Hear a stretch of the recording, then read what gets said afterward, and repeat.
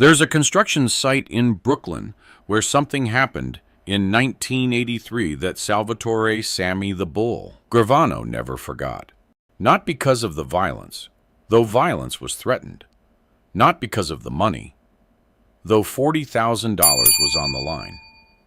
But because of what it taught Sammy about survival, about thinking under pressure, and about the fact that sometimes the only way to win a fight is to never let it start. The construction site was on Atlantic Avenue in Bedford-Stuyvesant, a predominantly black neighborhood in Brooklyn. Sammy's construction company had won the contract to renovate a 6-story building. It was legitimate work. Sammy ran several legitimate construction businesses alongside his mob activities. Good money, legal money, the kind that didn't bring FBI attention. But there was a problem. A significant problem named Clarence Big C. Williams. Clarence Williams was 6 feet 5 inches, 280 pounds of muscle.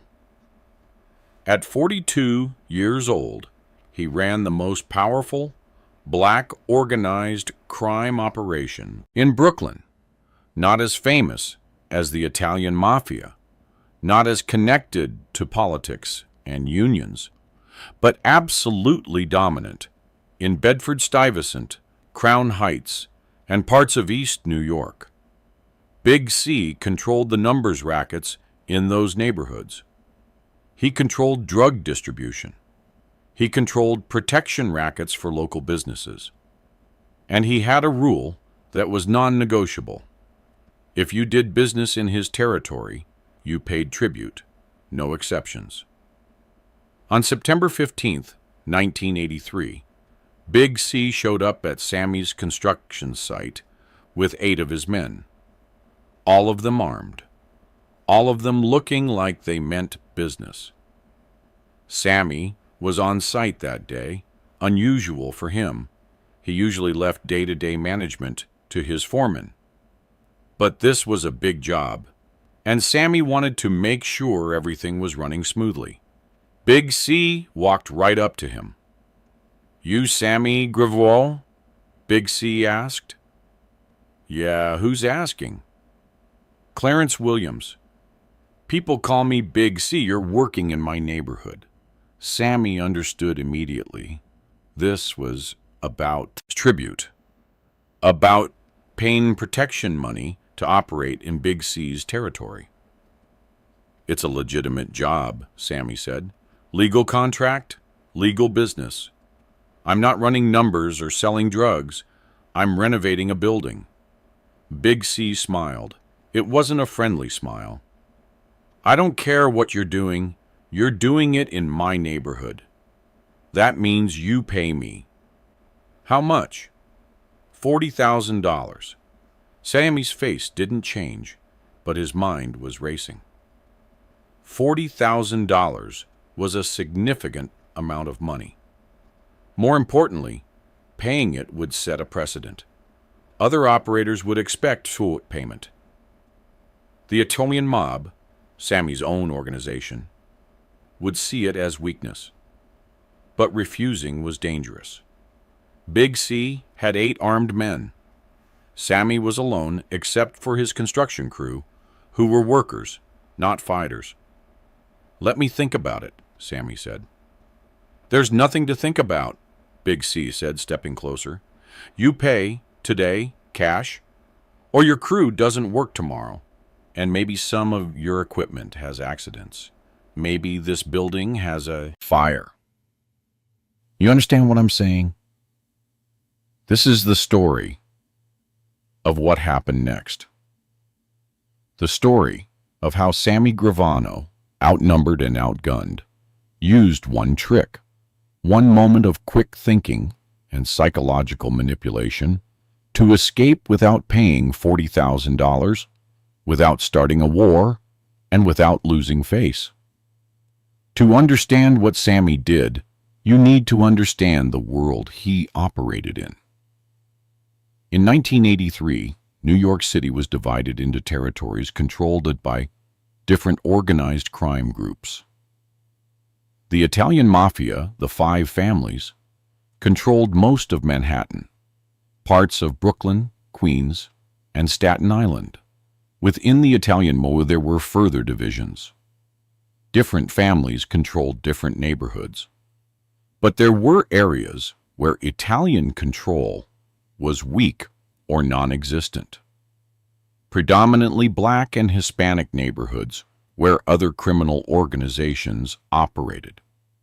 These groups weren't part of the traditional mafia structure, but they were organized, sophisticated, and very territorial. Clarence Big C. Williams ran one of the most successful Black crime organizations in Brooklyn. He'd built his operation over 20 years, starting as a street-level numbers runner and rising to control multiple rackets across several neighborhoods. Big C had respect in his territory. People feared him. Legitimate businesses paid him protection money without question. Drug dealers bought their supply through him. Anyone who challenged him got dealt with, violently. But Big C had a problem. The Italian Mafia didn't respect him. They saw Black criminals as small-time, unorganized, not serious players. When Italian mobsters did business in Black neighborhoods, they often didn't pay tribute, didn't acknowledge Big C's authority. This infuriated Big C. He'd built an empire, commanded loyalty, made millions of dollars, and yet these Italian guys, some of them younger than him, less experienced, would walk into his territory acting like they owned it. So when Big C heard that Sammy Gravano, Gambino family captain, was running a construction job in Bedford-Stuyvesant, Big C saw an opportunity, make an example, force this Italian mobster to pay tribute. Show everyone that Big C's authority was real, that his territory was his, regardless of who you were or who you were connected to. What Big C didn't know was that Sammy Gravano wasn't like other Italian mobsters. Sammy had grown up poor, had fought his way up from nothing. He understood street politics in a way that many made men didn't. And more importantly, Sammy was a strategic thinker who understood that sometimes the best fight is the one you avoid entirely. After Big C made his demand for $40,000, Sammy looked around, assessed the situation. 8 armed men surrounding him and Big C, his construction crew, 12 guys, standing around watching, nervous. Fighting wasn't an option. Even if Sammy was armed, which he was, carrying a .38 snub-nose revolver in his waistband, pulling it would get him killed. Big C's men would shoot him before he could fire twice. Running wasn't an option. This was his job site, his business. Running would mean abandoning the project, losing money, looking weak. Paying wasn't an option, not just because of the money, but because of what it represented. If Sammy paid, other Black criminals would expect the same. The Gambino family would see it as weakness. Other Italian mobsters would question Sammy's standing. So Sammy needed another option, a fourth way out that nobody expected. $40,000 is a lot of money, Sammy said slowly. I don't carry that kind of cash on me. Then go get it, Big C said. You got until 5 o'clock today. That's 4 hours. Plenty of time. And if I don't bring it? Big C smiled again. Then we're gonna have a problem. A serious problem. You're a tough guy, Sammy. I heard about you. Gambino family, right? Made man? You done some things. I respect that. But this is my neighborhood. My rules. And if you don't pay, I'm gonna make sure everyone knows that the tough Italian guy got punked. That Clarence Williams stood up to the Gambinos and they backed down. Sammy understood the trap. If he didn't pay, Big C would spread the word that Sammy had been intimidated but was too scared to respond. That would be almost as bad as actually paying. "Can I make a phone call?" Sammy asked. "Who you calling?" "My boss. I need permission to pay you that kind of money. It's not all my cash. Some of it belongs to the family. I need to clear it." Big C considered this. "All right. Make your call. But make it quick." Sammy walked to his truck, pulled out a mobile phone, a brick-sized Motorola that cost a fortune in 1983. Big C and his men watched carefully. Sammy didn't call his boss. He called his crew chief, Tommy, who was at another job site 3 miles away. "Tommy, it's Sammy. Listen carefully. I need you to do something for me." Sammy's plan was simple, but required perfect timing. He spoke to Tommy for 3 minutes, giving detailed instructions. Then he hung up and walked back to Big C. "My boss wants to meet you," Sammy said. Big C looked surprised. "Your boss?" "Yeah, Paul Castellano. You know who that is?" Everyone knew who Paul Castellano was. He was the boss of the Gambino crime family, one of the most powerful men in organized crime. "Castellano wants to meet me?" Biggs said skeptically. "Why?" "Because you're demanding $40,000 from one of his operations. That's serious money. He wants to discuss it personally. Show respect. Boss to boss." This was a lie. Sammy hadn't called Castellano. Wasn't going to call Castellano. But Big C didn't know that. "When?" Big C asked. "Now. He's at a restaurant in Manhattan, Midtown. Said if you come talk to him, if you explain your position, he'll consider paying. But it has to be direct, boss to boss, not through intermediaries." Big C thought about this. Meeting Paul Castellano was a big deal, a sign of respect, a recognition that Big C was important enough to warrant the attention of a mafia boss. But it was also potentially dangerous. Castellano could be setting him up. Could have Big C killed the moment he walked into the restaurant. "I'm not going alone," Big C said. "I wouldn't expect you to," Sammy said. "Bring your guys, bring all 8. Castellano will have his people too. It'll be a sit-down, neutral ground, public place. Everyone stays calm, everyone talks. We work this out like businessmen." Big C looked at his men. They nodded. This seemed legitimate. A sit-down was how these things were supposed to be handled. "All right," Big C said. "Where's this restaurant?"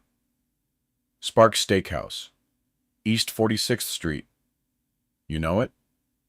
Big C knew it. Famous restaurant, high-end. The kind of place where powerful people met. "We'll follow you there," Big C said.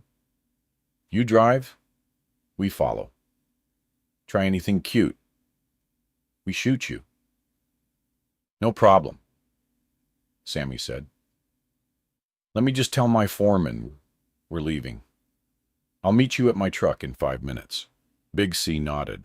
Sammy walked over to his construction crew, spoke briefly to his foreman, then walked to his truck. Big C and his 8 men got into 2 cars, waited for Sammy.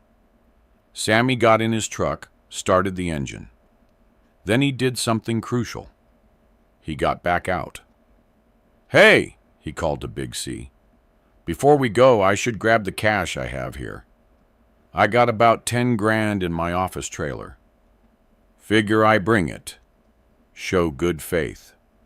Give it to Castellano to pass to you while we discuss the rest." Big C thought this made sense. "All right, go get it. But be quick." Sammy walked to the office trailer, went inside, stayed there for maybe 2 minutes, then came out carrying a leather bag. "Got it," Sammy said, holding up the bag. 10,000. Let's go." He got in his truck, started driving toward Manhattan. Big C's 2 cars followed close behind. They drove through Brooklyn onto the Manhattan Bridge into Midtown Manhattan. The whole drive took about 30 minutes. As they approached East 46th Street, Sammy slowed down, started looking for parking. That's when Tommy, Sammy's crew chief, made his move. Tommy had been waiting 3 blocks from Sparks Steakhouse in a van with 6 of Sammy's men. Not construction workers, but actual Gambino associates. Armed, experienced, loyal. When Sammy's truck turned onto 46th Street, Tommy's van pulled out. Drove straight at Big C's 2 cars from the opposite direction. Not aggressively, just normally, but positioned in a way that blocked their path. At the same time, Sammy made a hard right turn into an alley, accelerated, disappeared around a corner. Big C's driver slammed on his brakes to avoid hitting Tommy's van. The second car stopped behind the first. They were blocked. Big C realized immediately what had happened. He ran. "That Italian Go! Go after him!" But Tommy's van wasn't moving. It was stopped in the middle of the street, blocking both lanes. Tommy got out, walked to the hood, lifted it like the van had broken down. Big C's driver honked, "Move!" Tommy pretended not to hear, started fiddling with the engine. Big C jumped out of his car, gun in hand, started to approach Tommy's van. That's when 6 Gambino associates got out of the van, all of them armed, all of them pointing guns at Big C and his men. "Back in the car," one of them said calmly. "Right now." Big C stopped, looked at the 6 guns pointed at him and his crew, calculated the odds, decided discretion was better. "You're dead!" Big C shouted at Tommy. "Tell Gravano he's dead. Tell him I'm coming for him." "Get in the car," the Gambino associate repeated. "Or we handle this right now, right here." Big C got back in his car. His men did the same. Tommy's van finally moved aside. Big C's cars drove past, headed down the street, trying to find Sammy. But Sammy was long gone. Already on the FDR drive, heading back to Brooklyn by a different route. The leather bag he'd claimed contained $10,000 was sitting in his truck. It actually contained old newspapers. By the time Big C figured out what had happened, that there was no meeting with Castellano, that Sammy had set him up, that the entire thing was a ruse to escape. Sammy was back in Queens, surrounded by 30 armed Gambino family members. Biggs called Sammy that night. Somehow got his number. The conversation was brief.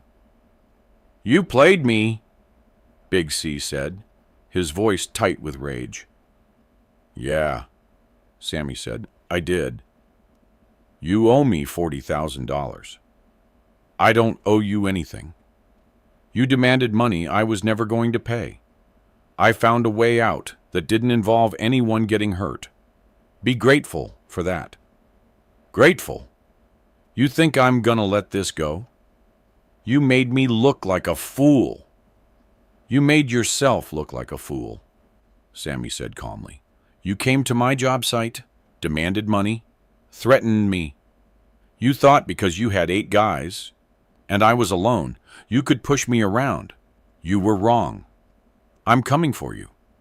No, you're not, Sammy said. Because if you come for me, I'll call my boss. The real one. And I'll explain that some guy from Brooklyn is harassing Gambino family operations. And then it won't be me you're dealing with. It'll be the entire Gambino organization. Is that what you want? Big C was silent. Here's what's going to happen, Sammy continued. You're going to forget about this. I'm going to finish my construction job, and we're both going to pretend this never happened. You save face by telling your people that you and me came to an understanding. I save face by finishing my job without paying tribute.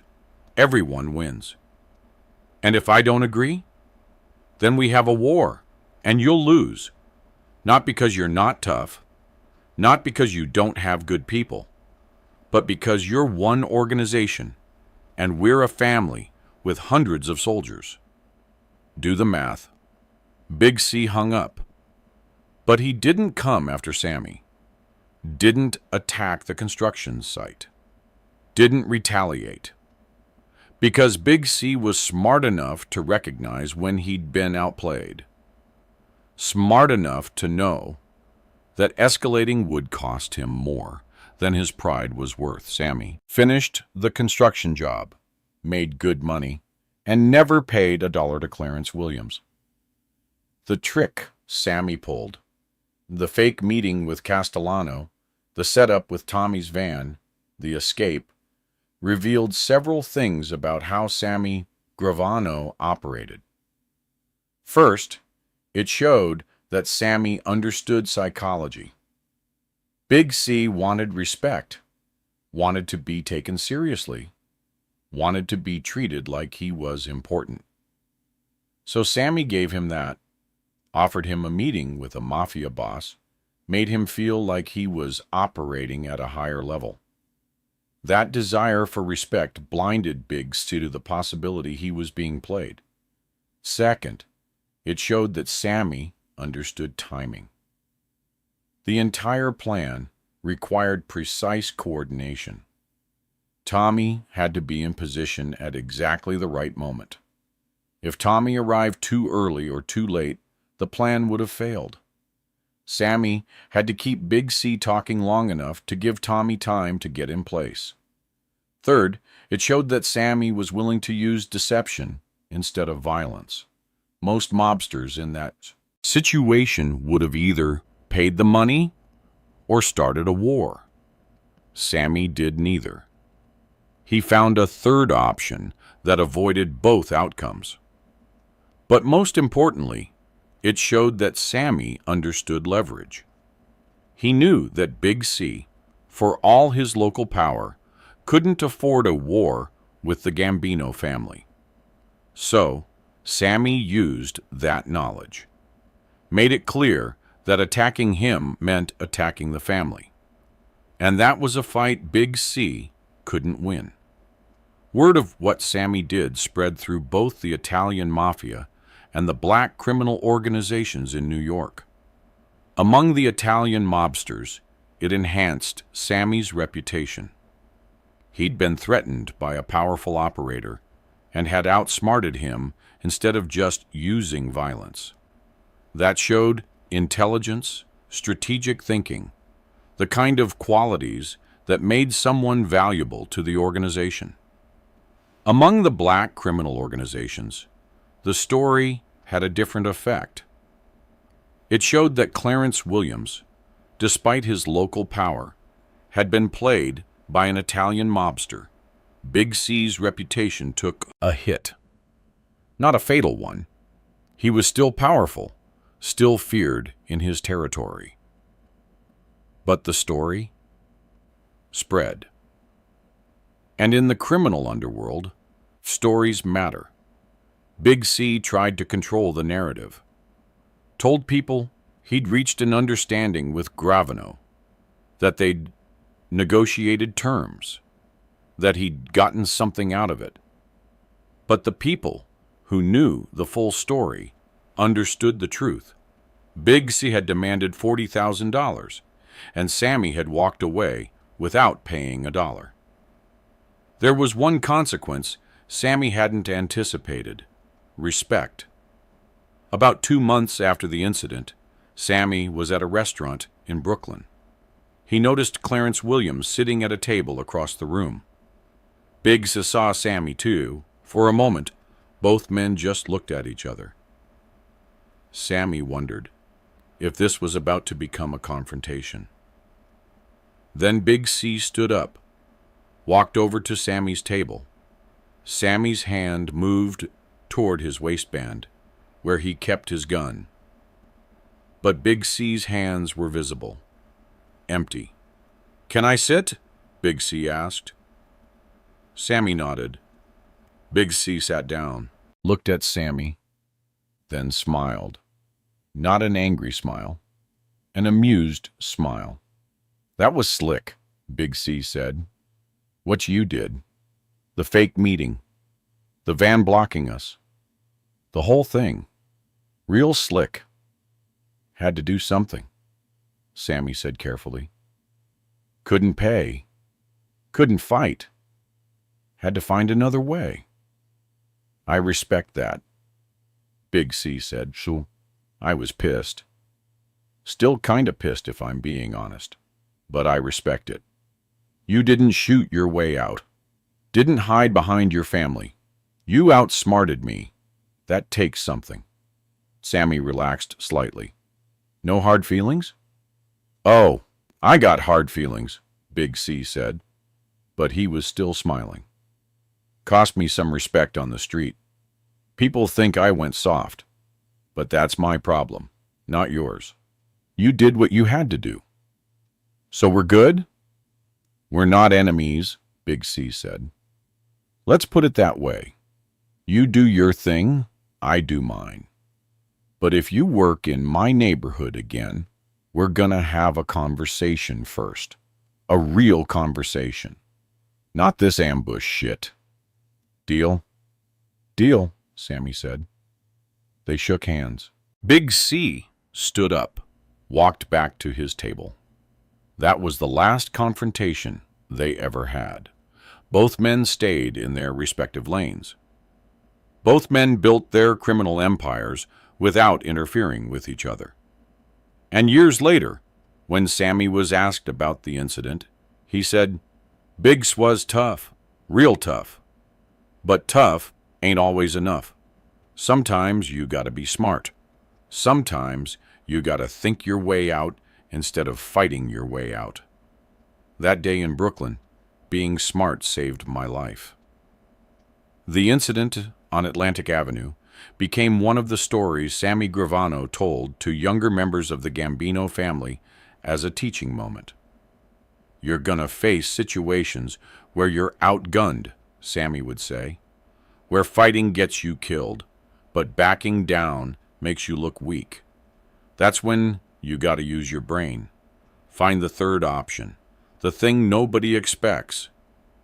"What if there is no third option?" someone would ask.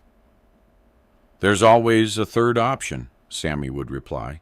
"You just gotta be creative enough to find it, and calm enough under pressure to execute it."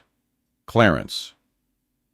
Big C. Williams died in 1994 from a heart attack at age 53. By all accounts, he'd built a successful criminal organization and died wealthy. His funeral was attended by hundreds of people. Sammy Gravano went on to become underboss of the Gambino family before becoming a government witness in 1991. He admitted to 19 murders and testified against John Gotti and other mobsters. The construction job on Atlantic Avenue was completed on time and under budget. The building still stands today. People walk past it every day with no idea that in 1983, on that site, a mobster outsmarted a powerful gangster using nothing but quick thinking and a well-timed phone call. The lesson remains: sometimes the best fight is the one you never have. Sometimes the smartest move is the one nobody expects. And sometimes survival isn't about being the toughest or the most violent. Sometimes it's just about being smarter than the other guy. That wraps it up for today. In 1983, Clarence Big C. Williams, a powerful black crime boss in Brooklyn, demanded $40,000 from Sammy the Bull for operating a construction site in his territory. Big C showed up with 8 armed men. Sammy was alone. Fighting meant death. Paying meant weakness. So Sammy did something else. He offered Big C a fake meeting with Paul Castellano, drove him to Manhattan, and escaped while his crew blocked Big C's cars with a broken-down van. Big C got played. Sammy finished his job without paying a dollar. And both men learned a lesson about the difference between being tough and being smart. If this story hit you, drop a comment below. Subscribe for more stories where intelligence beats intimidation and thinking fast saves your life. See you in the next one. The basketball hit the chain link fence with a metallic rattle, bouncing back onto the concrete recreation yard at FC Phoenix in Arizona. It was 2:15 p.m. on a Tuesday afternoon in August 2002. The temperature was 107 degrees. Most inmates stayed in the shade, but a few were playing basketball, trying to ignore the heat. Salvatore Sammy the Bull Gravano sat on a bench under a steel awning, reading a newspaper. At 57 years old, he was the most famous inmate at FCY Phoenix, former underboss of the Gambino crime family, the man who'd testified against John Gotti, the most notorious mob informant in American history, currently serving 19 years for running an ecstasy ring in Arizona. Nobody bothered Sammy. Not because they liked him. Rats weren't liked anywhere, especially not in federal prison, but because everyone knew Sammy the Bull, despite being an informant, despite being in his late 50s, despite supposedly being reformed, was still extremely dangerous. Until Marcus, Big Mark Henderson, decided to test that theory. Big Mark was 34 years old, 6'6", 280 pounds of muscle. He was serving 15 years for armed robbery and assault. He'd been at FCY Phoenix for 2 years, established himself as someone you didn't mess with. Big Mark ran a small crew, 5 guys who controlled some of the drug trade inside the prison, who provided protection for weaker inmates, who generally did whatever they wanted because guards looked the other way and other prisoners stayed clear. Big Mark had been talking about Sammy for weeks. That old rat sitting over there, like he's someone special. Like people should respect him. Fuck that. He's a snitch. Lowest thing there is. Someone needs to put him in his place. His crew had been encouraging him. Do it, Mark. Show everyone you're not afraid of some old mob guy. So, on that Tuesday afternoon, Big Mark walked over to Sammy's bench, stood directly in front of him, blocking the sun, casting a shadow over Sammy's newspaper. "Hey, old man," Big Mark said, "you're in my spot." Sammy looked up slowly, folded his newspaper, set it beside him on the bench. Your spot? Yeah, I sit here every Tuesday. This is my bench. You're in it. Sammy glanced around the recreation yard. There were at least 20 empty benches. Lots of other places to sit. I want this one. So move. This is the story of what happened in the 5 minutes after Big Mark challenged Sammy the Bull. Not a story about violence, though violence was very close to happening, but a story about intelligence, about reading situations, about understanding when to fight and when to use a different kind of power, and about how guards rushing into a situation can sometimes prevent a murder rather than stop a fight. To understand what happened that day, you need to understand who Sammy Gravano was in August 2002. He'd been in federal custody since 2000, arrested for running a massive ecstasy distribution operation in Arizona. After testifying against John Gotti in 1991, after entering witness protection, after supposedly starting a new life, Sammy had gone right back to crime. Couldn't help himself. The drug operation had made millions before the DEA shut it down. Now Sammy was doing 19 years in federal prison. And unlike his first stint in prison in the 1970s and 80s, when he was a respected mobster, when other inmates treated him with deference, this time Sammy was a rat. An informant who'd betrayed the Gambino family, who'd testified against John Gotti, who'd violated the most sacred rule of organized crime.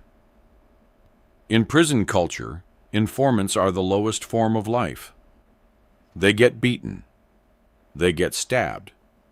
They get killed. Guards often look the other way. Other inmates participate or stay silent. It's understood. So, when Sammy arrived at FCI Phoenix, everyone expected him to be placed in protective custody, isolated from general population, safe from revenge. But Sammy refused protective custody, demanded to be in general population. Told prison officials he could handle himself, didn't need special protection, wasn't afraid. Prison officials reluctantly agreed. Figured if Sammy got hurt, it was his own choice. But they also put the word out to guards. Watch Gravano carefully. If anything happens to him, if he gets killed, there will be investigations, media attention, political fallout. So keep an eye on him. For 2 years, Sammy had managed to avoid serious confrontations. He kept to himself mostly, didn't socialize, didn't join any groups, just did his time quietly. Some inmates muttered "rat" when he walked past. Some gave him dirty looks. But nobody challenged him directly. Until Big Mark decided to be the first. Sammy looked up at Big Mark standing over him. Assessed the situation quickly. Big Mark was huge, outweighed Sammy by at least 100 pounds. Younger, stronger, backed by a crew of 5 guys who were watching from across the yard. A straight fight would be difficult, maybe impossible. Sammy was 57 years old. He stayed in shape, did push-ups every morning, stayed lean. But he wasn't 25 anymore. Wasn't in his physical prime. Against someone Big Mark's size, Sammy would be at a serious disadvantage. But Sammy had spent 40 years in organized crime, had survived internal mob politics, had ordered 19 murders, had navigated situations where physical strength didn't matter as much as intelligence and psychological warfare. "You want this bench?" Sammy said calmly. "Take it. I'll move." Big Mark was surprised. He'd expected resistance, expected Sammy to talk tough, to posture, to defend his space. Instead, Sammy was just giving it up. "Yeah," Big Mark said, "just like that. You're gonna move." "Sure, it's a bench. Not worth fighting over."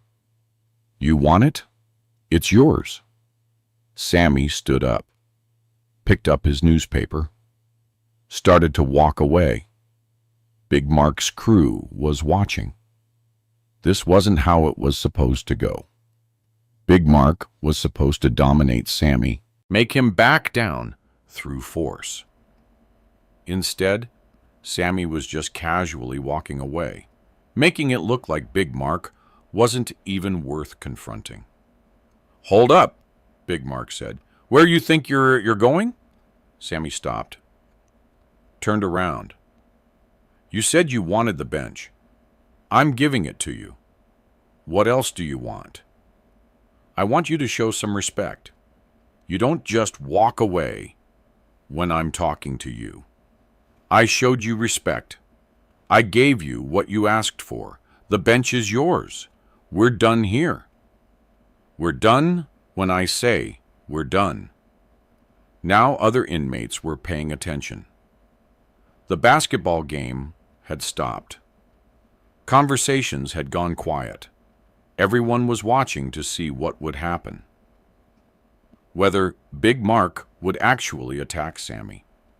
Whether the famous mob informant would fight back. Sammy set his newspaper down on another bench, turned to face Big Mark directly. "Let me tell you something," Sammy said, his voice quiet, but carrying across the yard. "I've killed 19 people. That's not a threat, that's a fact. I admitted to it, testified about it, did time for it. Those people I killed, some of them were bigger than you. Some of them were armed.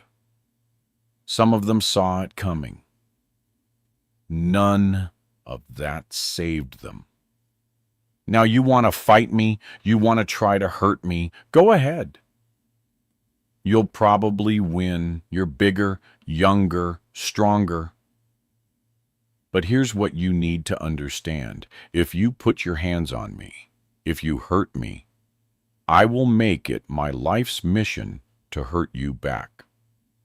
Not today, not tomorrow, but eventually, when you're not expecting it, when you're vulnerable, I will find a way. So you need to ask yourself, is a bench worth that? Is proving something to your friends worth making an enemy of someone who has nothing to lose and all the time in the world to plan revenge? Big Mark's expression changed. He'd expected fear, expected Sammy to back down, to apologize, to show weakness. Instead, Sammy was speaking calmly, rationally, laying out the exact consequences of escalation. "You threatening me?" "Big?" Mark asked. "I'm explaining reality. You want the bench? You got it. You want to fight me? That's your choice. But make sure you understand what you're choosing." Big Mark stood there, thinking. His crew was watching. Other inmates were watching. This was a test, a challenge. If he backed down now, people would think he was scared of some old rat. But Sammy's words had landed. 19 murders, testified about them, admitted them. That wasn't bragging. That was just stating facts. And the way Sammy had said it, calm, casual, like he was discussing the weather, that made it more believable than if he'd been angry or aggressive. "I ain't scared of you," Big Mark said, Chad. "Didn't say you were.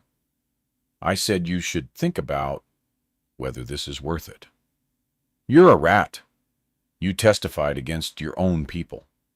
You don't deserve respect. Maybe. But being a rat doesn't make me less dangerous. If anything, it makes me more dangerous.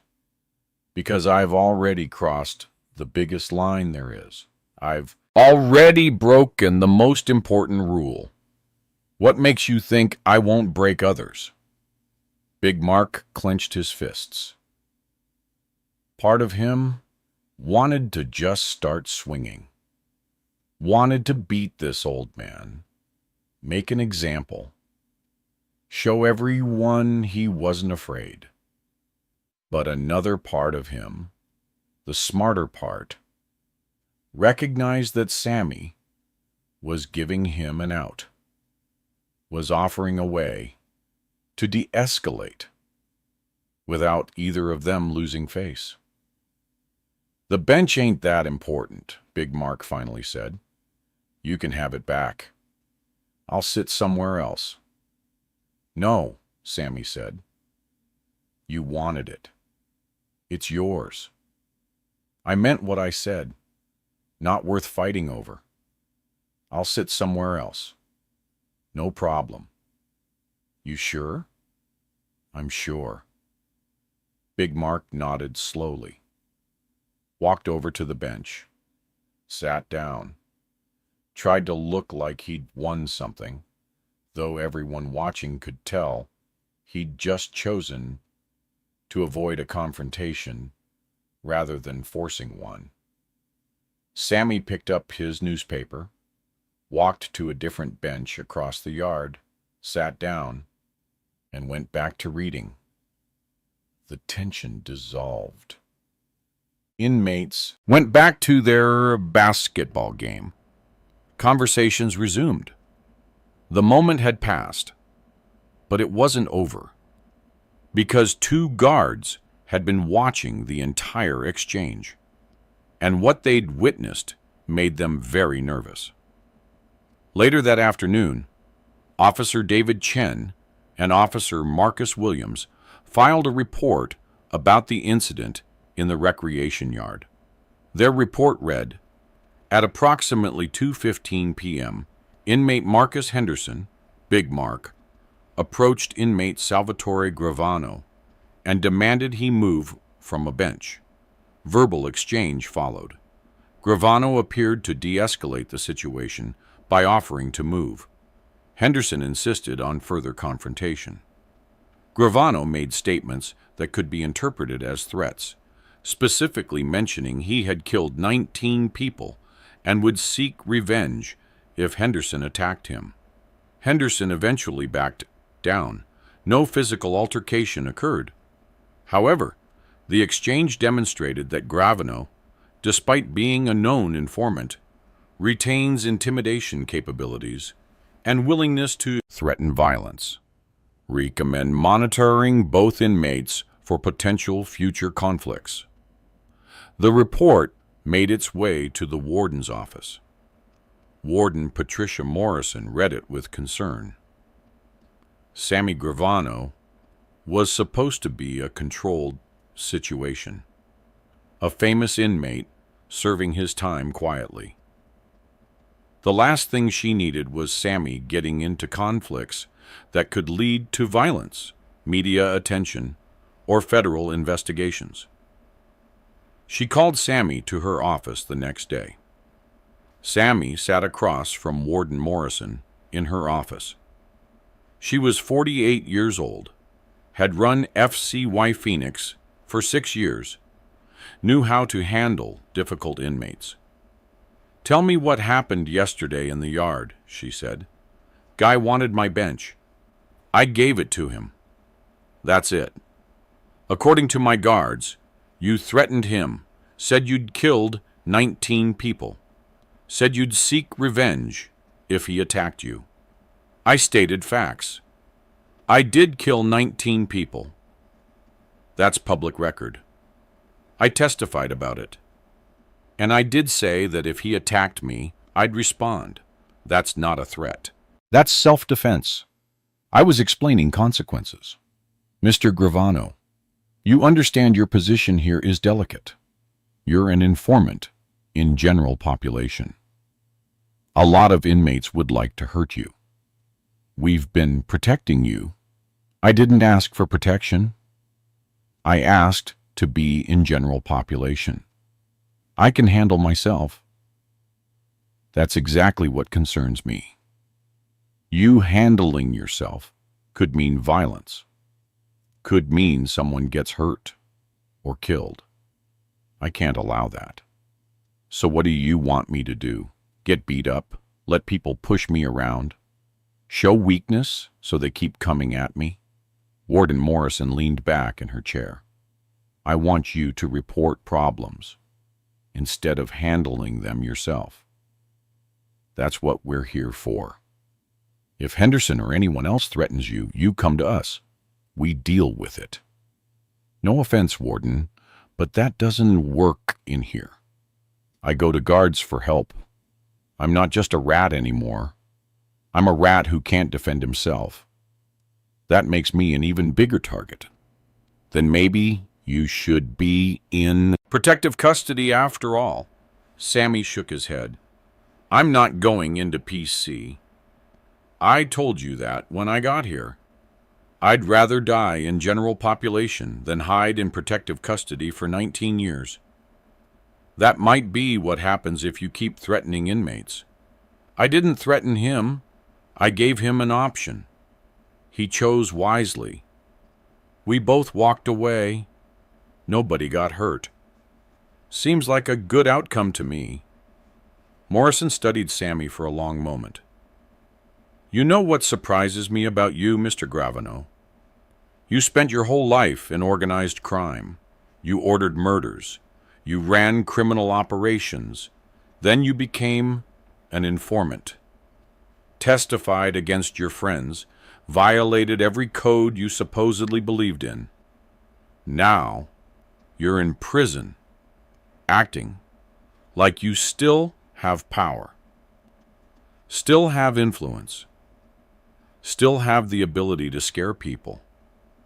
Do you really think that's true? Or is it just an act? Sammy smiled slightly. Does it matter? As long as people believe it, it works the same way. What if someone calls your bluff? What if Henderson or someone else decides to attack you, regardless of your reputation? Then I defend myself. And we find out whether it was a bluff or not. After the meeting with the warden, Sammy went back to his cell. His cellmate, a white-collar criminal named Robert, doing time for fraud, was reading a book on his bunk. Heard you had a situation in the yard yesterday, Robert said. You heard right. Big Mark's telling people he punked you, made you give up your bench, made you back down. Sammy laughed. Let him tell that story. As long as he's telling stories instead of actually fighting me, I'm good with it. But doesn't that make you look weak? Everyone's going to think you backed down from him. Let them think that. Better they think I'm weak and leave me alone than think I'm strong and keep testing me. Big Mark got what he wanted. The bench and story he can tell. I got what I wanted. No fight, no injuries, no disciplinary action. Everyone wins. That's actually smart. It's survival. In here, you pick your battles. You don't fight over benches. You don't fight over disrespect. You fight when you absolutely have to. Otherwise, you're just creating problems for yourself. What if he comes back? What if he tries to push you again? Then I'll handle it. But I don't think he will. He got what he wanted. He looked tough in front of his crew. He's satisfied. Moving on to someone else now. Robert was quiet for a moment. Can I ask you something? All those murders you mentioned, the 19 people, do you think about them? Feel bad about it? Sammy looked at the ceiling. Every day. Every single day. That's the thing nobody understands about informants. People think we flip because we're weak or scared. Some do. But some of us flip because we finally see what we've become, what we've done, and we want to stop, want to make it right somehow. I can't bring back the people I killed, can't undo what I did, but I could stop other people from doing the same things. Could help put away people who were still killing. That's why I testified. Not to save myself, though that was part of it, but to do something good after doing so much bad. Doesn't excuse anything. Doesn't make me a good person. But it's something. Better than just continuing to kill and pretending it's okay because that's the life. 3 months after the incident with Big Mark, Sammy was playing cards in the common room when Big Mark walked over. Can I talk to you? Big Mark asked. Sammy looked up, surprised. Sure. They walked to a quiet corner of the room. Big Mark looked uncomfortable. I wanted to say something, Big Mark started, about that day in the yard when I challenged you over the bench. What about it? I was being stupid, trying to prove something to my crew, trying to look tough. You could have fought me, could have escalated it. Instead, you gave me a way out. Let me save face while still diffusing the situation. I didn't understand that at the time, but I do now. What's changed? I talked to some guys who knew you on the outside, old school mob guys doing time in other facilities. Word gets around. They told me you were the real deal, that you'd actually done all the things you said, and that guys who challenged you usually ended up dead or wishing they were. So now you're scared of me? No. Now I respect you. There's a difference. You had every right to come at me after I disrespected you. But you chose not to. You chose to walk away. That takes more strength than fighting. I get that now. Sammy nodded. I appreciate you saying that. Takes guts to admit you were wrong. Can I ask you something? If I had attacked you, what would you have really done? And Sammy smiled. Exactly what I said. I'd have defended myself in the moment. Then when the opportunity arose, maybe weeks later, maybe months, I'd have found a way to hurt you back. Not out of anger, just as a matter of principle. You hurt me, I hurt you. That's how it works. Even though you're a rat, even though you testified, being an informant doesn't change my nature. Doesn't make me less willing to defend myself. If anything, it means I have less to lose. I've already crossed the biggest line. What's one more body? To someone who's admitted to 19. Big Mark nodded slowly. Thanks for not killing me. Thanks for making the smart choice that day. They shook hands. An understanding reached. A mutual respect established.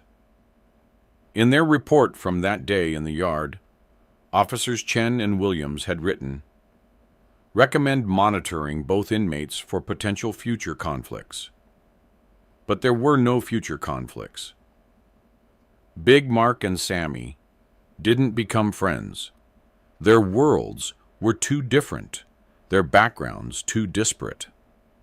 But they reached an understanding, a recognition that some battles aren't worth fighting, that intelligence beats strength, that surviving in prison means knowing when to walk away. Fine brother, 17 years of his 19-year sentence. Released in 2017 at age 72. He lives quietly now, gives occasional interviews, wrote a book about his life. Big Mark was released in 2015. Started a construction business, stayed out of trouble. Credits that conversation in the yard with teaching him about choosing battles wisely. The bench where it all happened is still there in the recreation yard at FCI Phoenix. Just a bench. Nothing special about it. But the story of what happened there, the story of how Sammy the Bull diffused a confrontation through intelligence rather than violence, through psychology rather than strength, that story is still told. Because sometimes the most important fights are the ones you don't have. And sometimes the strongest thing you can do is walk away. That wraps it up for today. August 2002. FCI. Phoenix. Big Mark challenged Sammy the Bull over a bench. Sammy gave it up without fighting. Then calmly explained he'd killed 19 people and would seek revenge if attacked. Big Mark backed down. Guards filed a report. The warden called Sammy in, worried about violence. But there was no violence, just two men making smart choices. Sammy survived by using his brain instead of his fists. Big Mark learned that real strength is knowing when not to fight.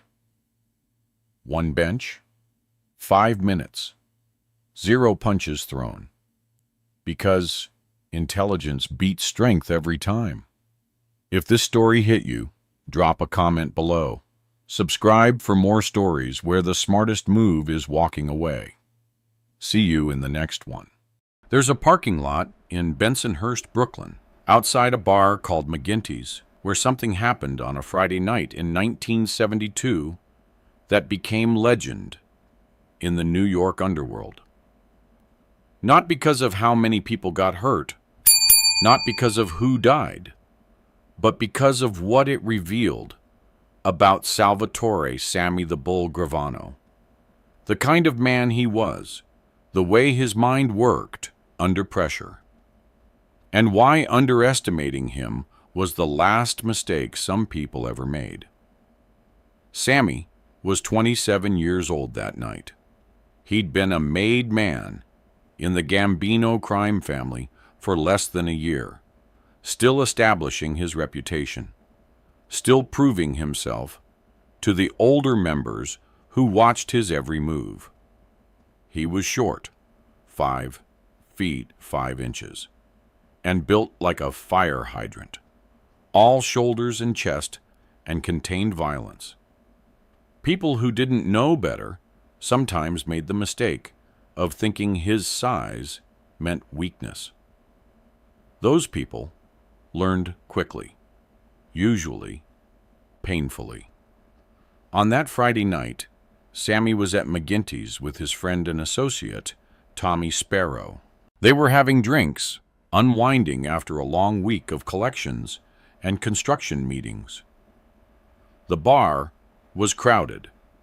Working-class neighborhood, mix of Italian, Irish, some Jewish families, and increasingly, some African-American families moving into the area. McGinty's was supposed to be neutral territory, a place where everyone could drink in peace. The owner, an old Irish guy named Pat McGinty, maintained that neutrality through sheer force of personality and the understanding that if his bar became a battleground, he'd lose his lineage and his livelihood. But neutrality only works when everyone respects it. At the far end of the bar, a group of 6 men had been drinking since early evening. They were part of a crew that controlled some of the local drug trade, independent operators who weren't connected to any of the major organized crime families. The leader was a man named Marcus Johnson. Everyone called him Big Mark. 6'4", 240 pounds, with a reputation for violence that kept most people from challenging him. Big Mark and his crew were loud, getting louder as the night went on, and the drinks kept coming. At one point, around 10:30 p.m., one of Big Mark's guys bumped into Sammy on the way to the bathroom. Not hard, just a shoulder check. The kind of thing that happens in crowded bars. Sammy turned around. "Watch where you're going." The guy stopped, looked down at Sammy, smiled. "Or what, little man?" Tommy Sparrow tensed beside Sammy, put his hand on Sammy's arm. "It's nothing. Let it go." Sammy looked at the guy for a long moment, then nodded. "Yeah, it's nothing." The guy walked away, laughing, went back to his crew, said something that made them all laugh, all of them looking over at Sammy. Tommy leaned close. "We should leave. Those guys are looking for trouble." "I'm not leaving," Sammy said quietly. "I'm not running from some punk who thinks he's tough because he's got size." "Sammy, there's 6 of them. I can count." They went back to their drinks, tried to ignore Big Mark's crew. But the situation had a weight to it now. An inevitability. In neighborhoods, in the world where reputation is everything, some conflicts can't be de-escalated. They can only play out. 20 minutes later, Big Mark himself walked over to Sammy and Tommy's table. This is the story of what happened next.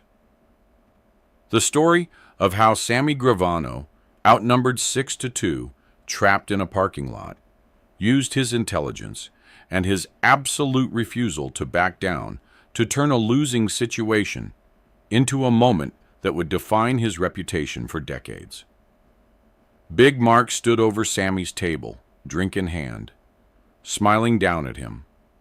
He was even bigger up close. Massive shoulders, arms thick with muscle.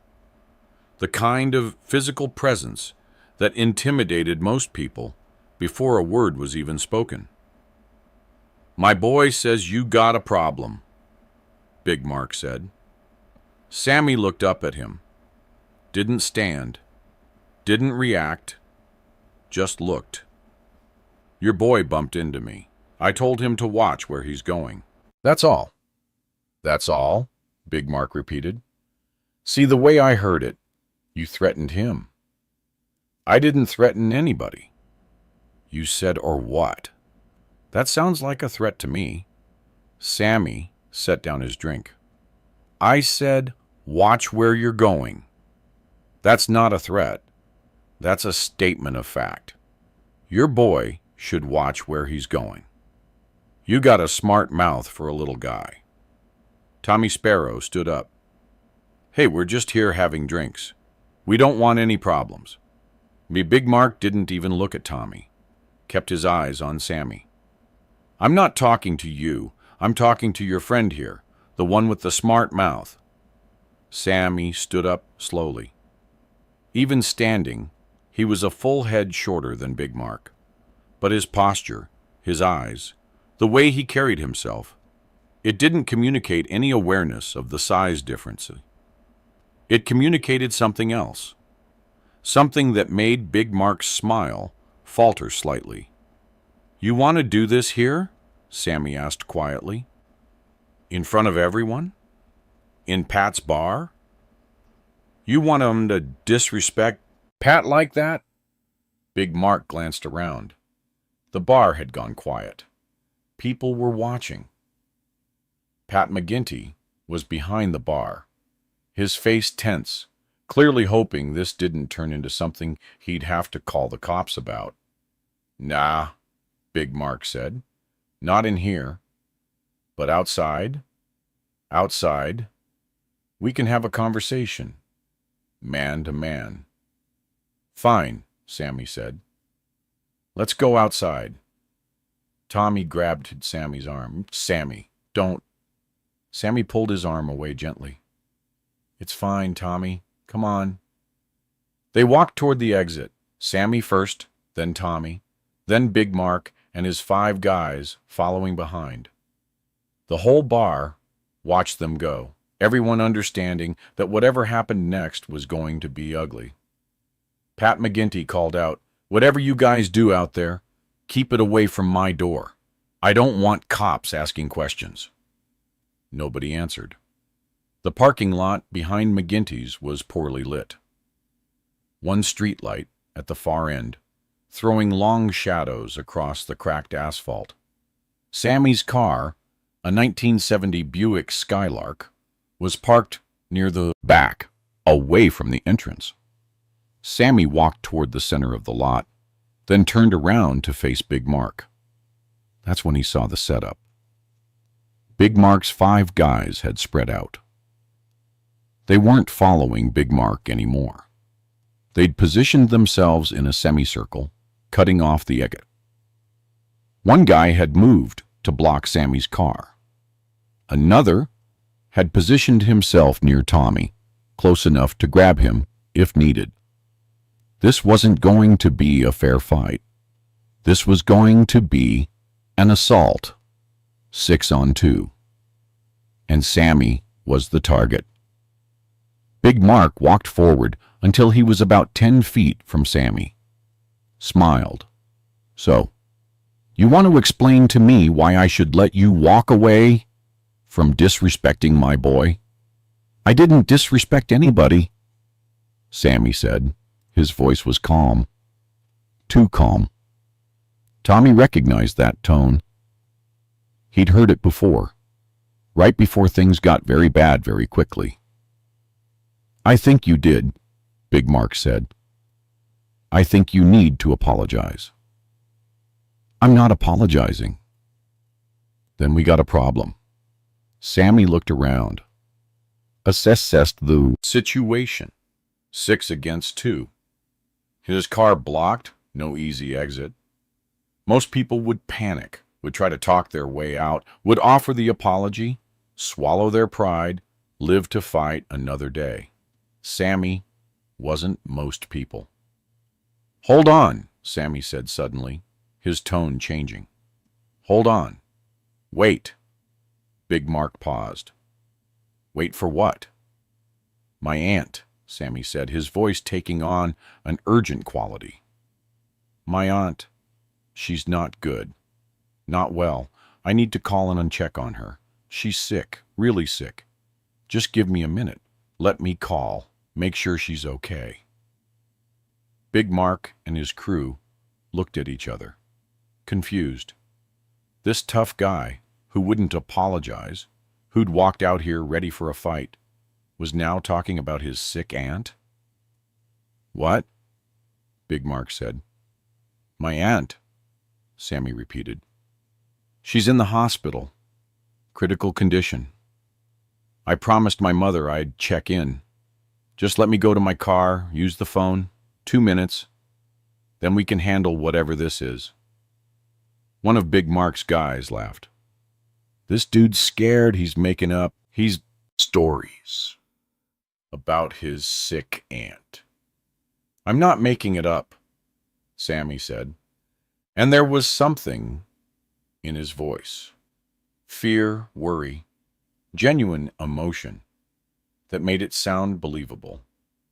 "Please, just let me check on her. 2 minutes." Big Mark studied Sammy, trying to figure out if this was real or some kind of trick. But what kind of trick could it be? Where could Sammy go? His car was blocked. There were 6 of them. Even if Sammy ran, they'd catch him. "All right," Big Mark said. "It's 2 minutes. Check on your aunt. Then we handle this." "Thank you," Sammy said. He turned toward his car, walking quickly. Tommy followed, confused but staying close. "What are you doing?" Tommy whispered. "Just stay with me," Sammy said quietly.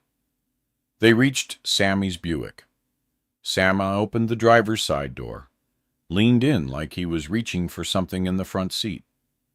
Big Mark and his crew watched from 20 feet away, waiting, confident. This was going to be easy. Beat up the little Italian guy, send a message that this neighborhood wasn't just for mobsters anymore. Sammy's hand found what it was looking for. Sammy straightened up from the car. In his hands was a rifle. A Remington 7.42 Woodsmaster, semi-automatic, .30-06 caliber. The kind of rifle used for deer hunting. Also the kind of rifle that could drop a man at 50 yards with a single shot. Sammy turned around. The smile disappeared from Big Mark's face immediately. His eyes went wide. His crew, the 5 guys who'd been positioned to cut off Sammy's escape, all froze. "Now," Sammy said, his voice completely different now, cold and flat, and absolutely certain. "We're going to have a different conversation." He raised the rifle, not pointing it at anyone specific, just holding it across his chest. But the message was clear. The balance of power had shifted in approximately 3 seconds. Big Mark held up his hands. "Whoa, whoa, take it easy. You wanted to handle this," Sammy said. "Let's handle it." One of Big Mark's guys started backing away, slowly, hands up. "Don't move," Sammy said, his voice sharp. The guy froze. Tommy Sparrow had his own weapon out now, a pistol he had been carrying concealed. He pointed it at the guy who'd been standing near him. "Nobody moves. Nobody does anything stupid." Sammy took a step forward. The rifle was still across his chest, not aimed, but ready. "Here's what's going to happen. You all are going to walk away.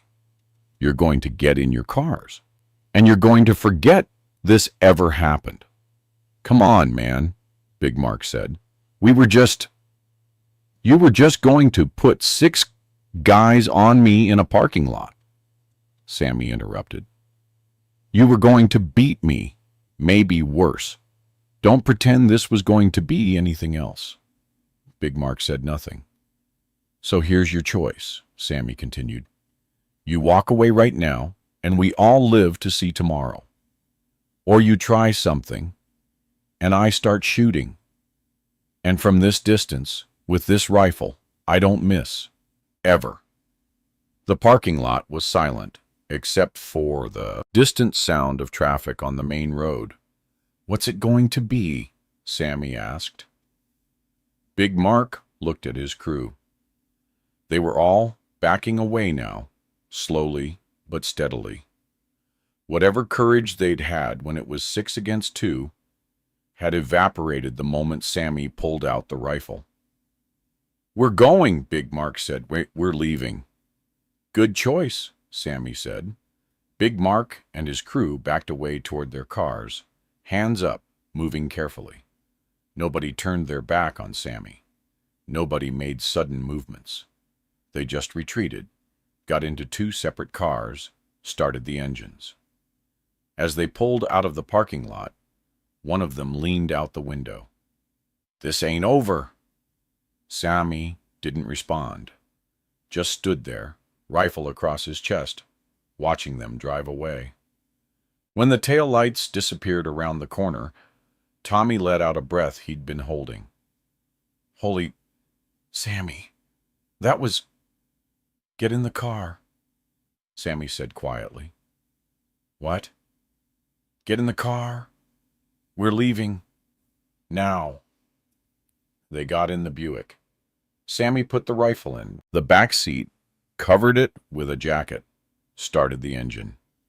Drove out of the parking lot calmly, not speeding, not running, just driving like a man who'd finished his drink and was heading home. 3 blocks away, Sammy pulled over, put the car in park, sat there for a moment, hands on the steering wheel. Your aunt, Tommy said. You don't have a sick aunt? No, Sammy said. You made that up. To get to the car. Yes. Tommy started laughing. Couldn't help it. The tension, the fear, the absolute insanity of what had just happened. Your aunt's not well. That's what you went with. Your sick aunt. Sammy smiled slightly. It worked. It worked because they thought you were scared. Thought you were making up excuses. I know. But you weren't scared. Sammy looked at Tommy. I was terrified. 6 guys. No way to fight our way out. I had to change the situation. Make them think I was weak.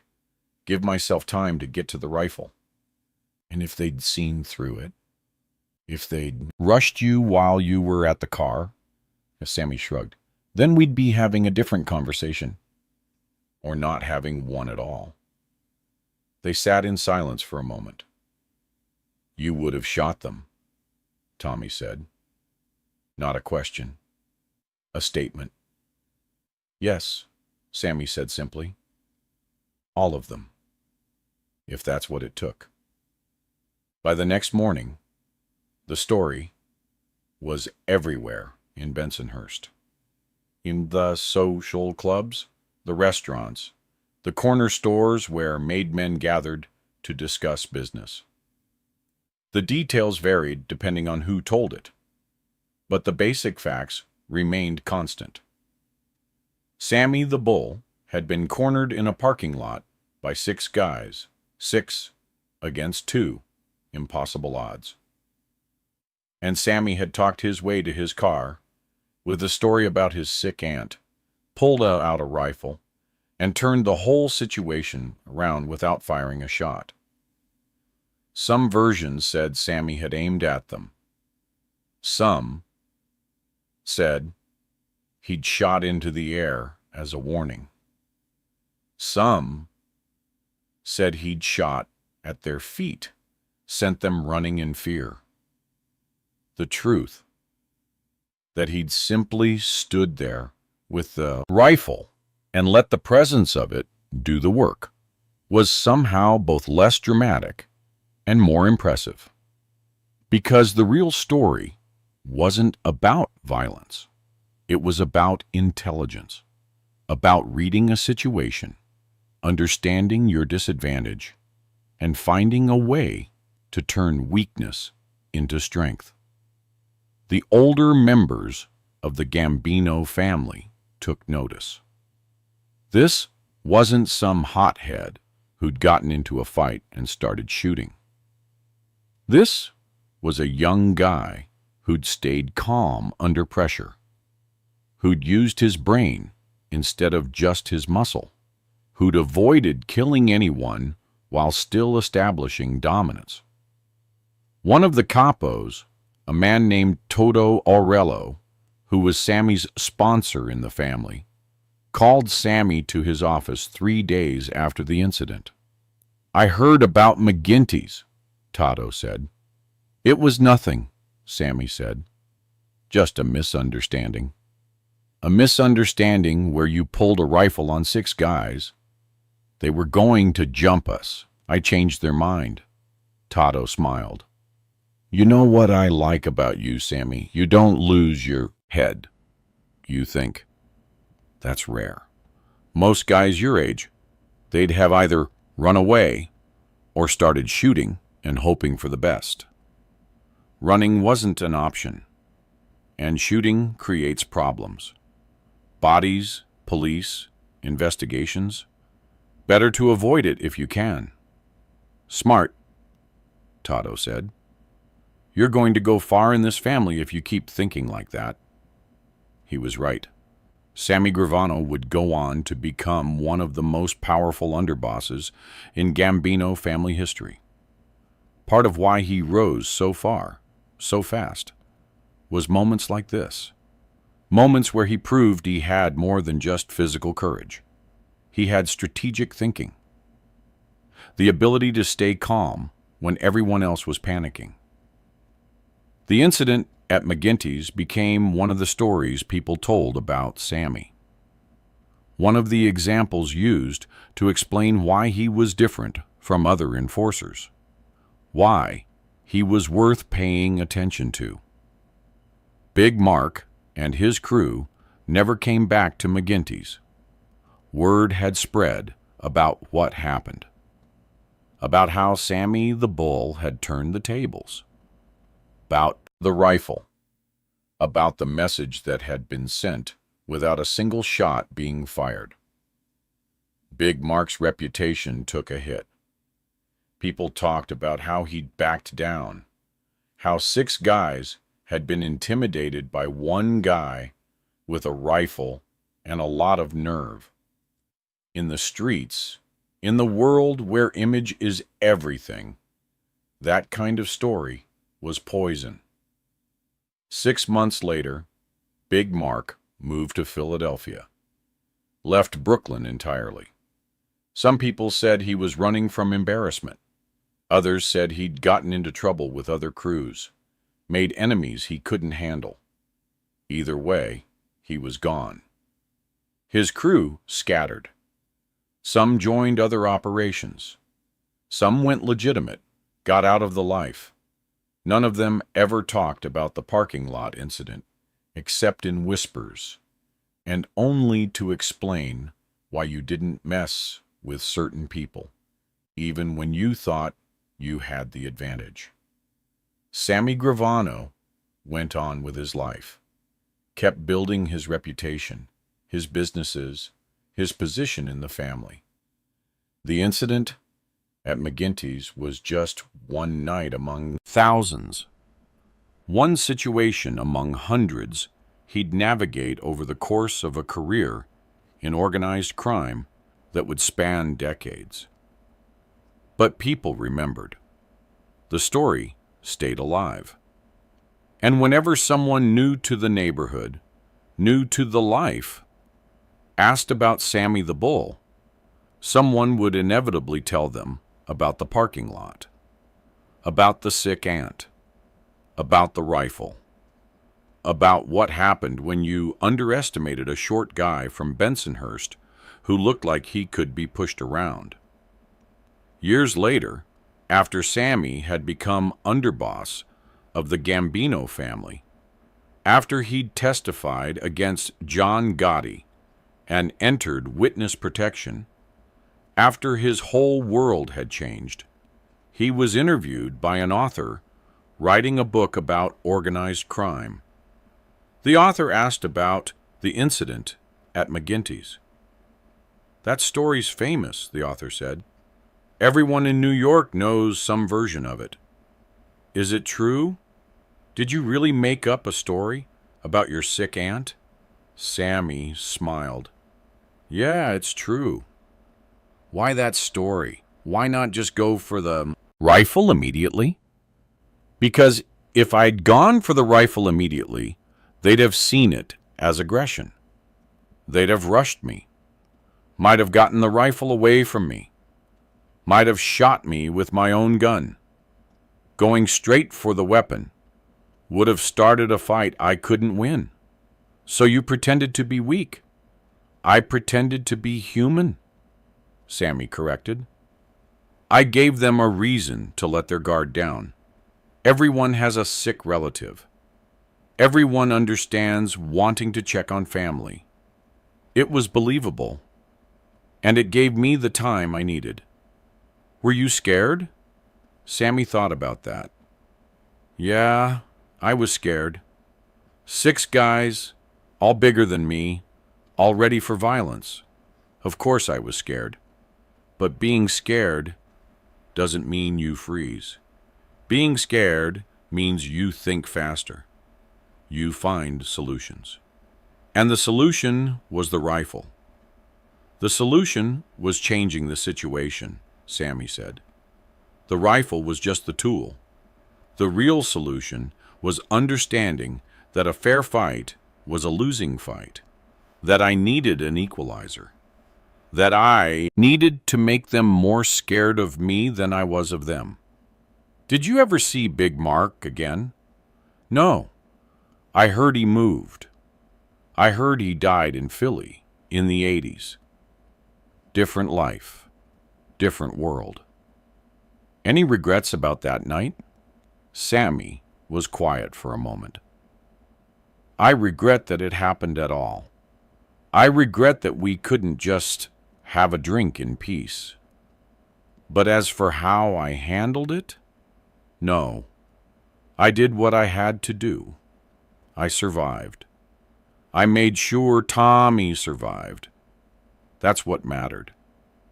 McGinty's bar closed in 1989. Pat McGinty, retired, sold the building, moved to Florida.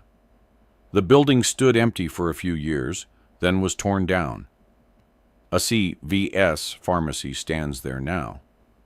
People go in, buy toothpaste and greeting cards, completely unaware of what happened in the parking lot behind that building on a Friday night in 1972. But in the neighborhood, among the people who were there, who remember the old days, the story lives on. It's been passed down, embellished, mythologized, but the core truth remains. Sammy the Bull was cornered by 6 guys who thought size and numbers meant victory.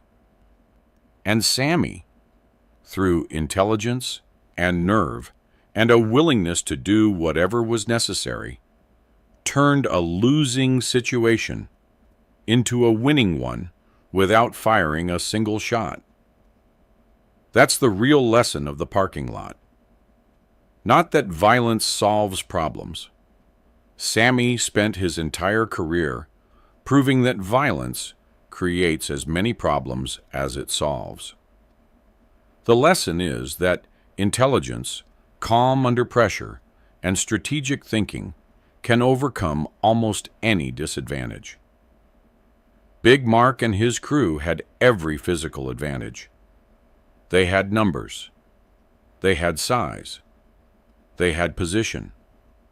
And they lost because they underestimated a short guy from Bensonhurst who understood that the real battle wasn't physical. It was psychological. The moment Sammy pulled out that rifle, the fight was over. Not because of the weapon itself, but because of what the weapon represented.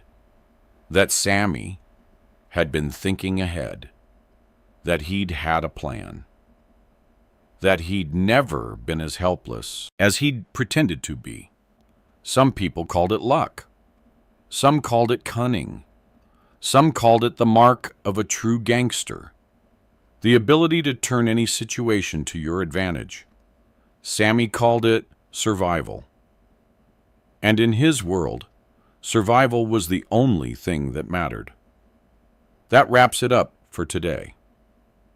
In 1972, Sammy the Bull walked into a parking lot facing 6 guys ready to attack him. He was outnumbered, outsized, with no easy escape. Most men would have panicked. Sammy pretended to worry about his sick aunt, walked to his car, pulled out a rifle, and turned the entire situation around without firing a shot. The 6 guys ran. Sammy drove home. And the story became legend, proof that intelligence beats size, that strategy beats numbers, and that underestimating a 5'5" guy from Bensonhurst is the kind of mistake you only make once.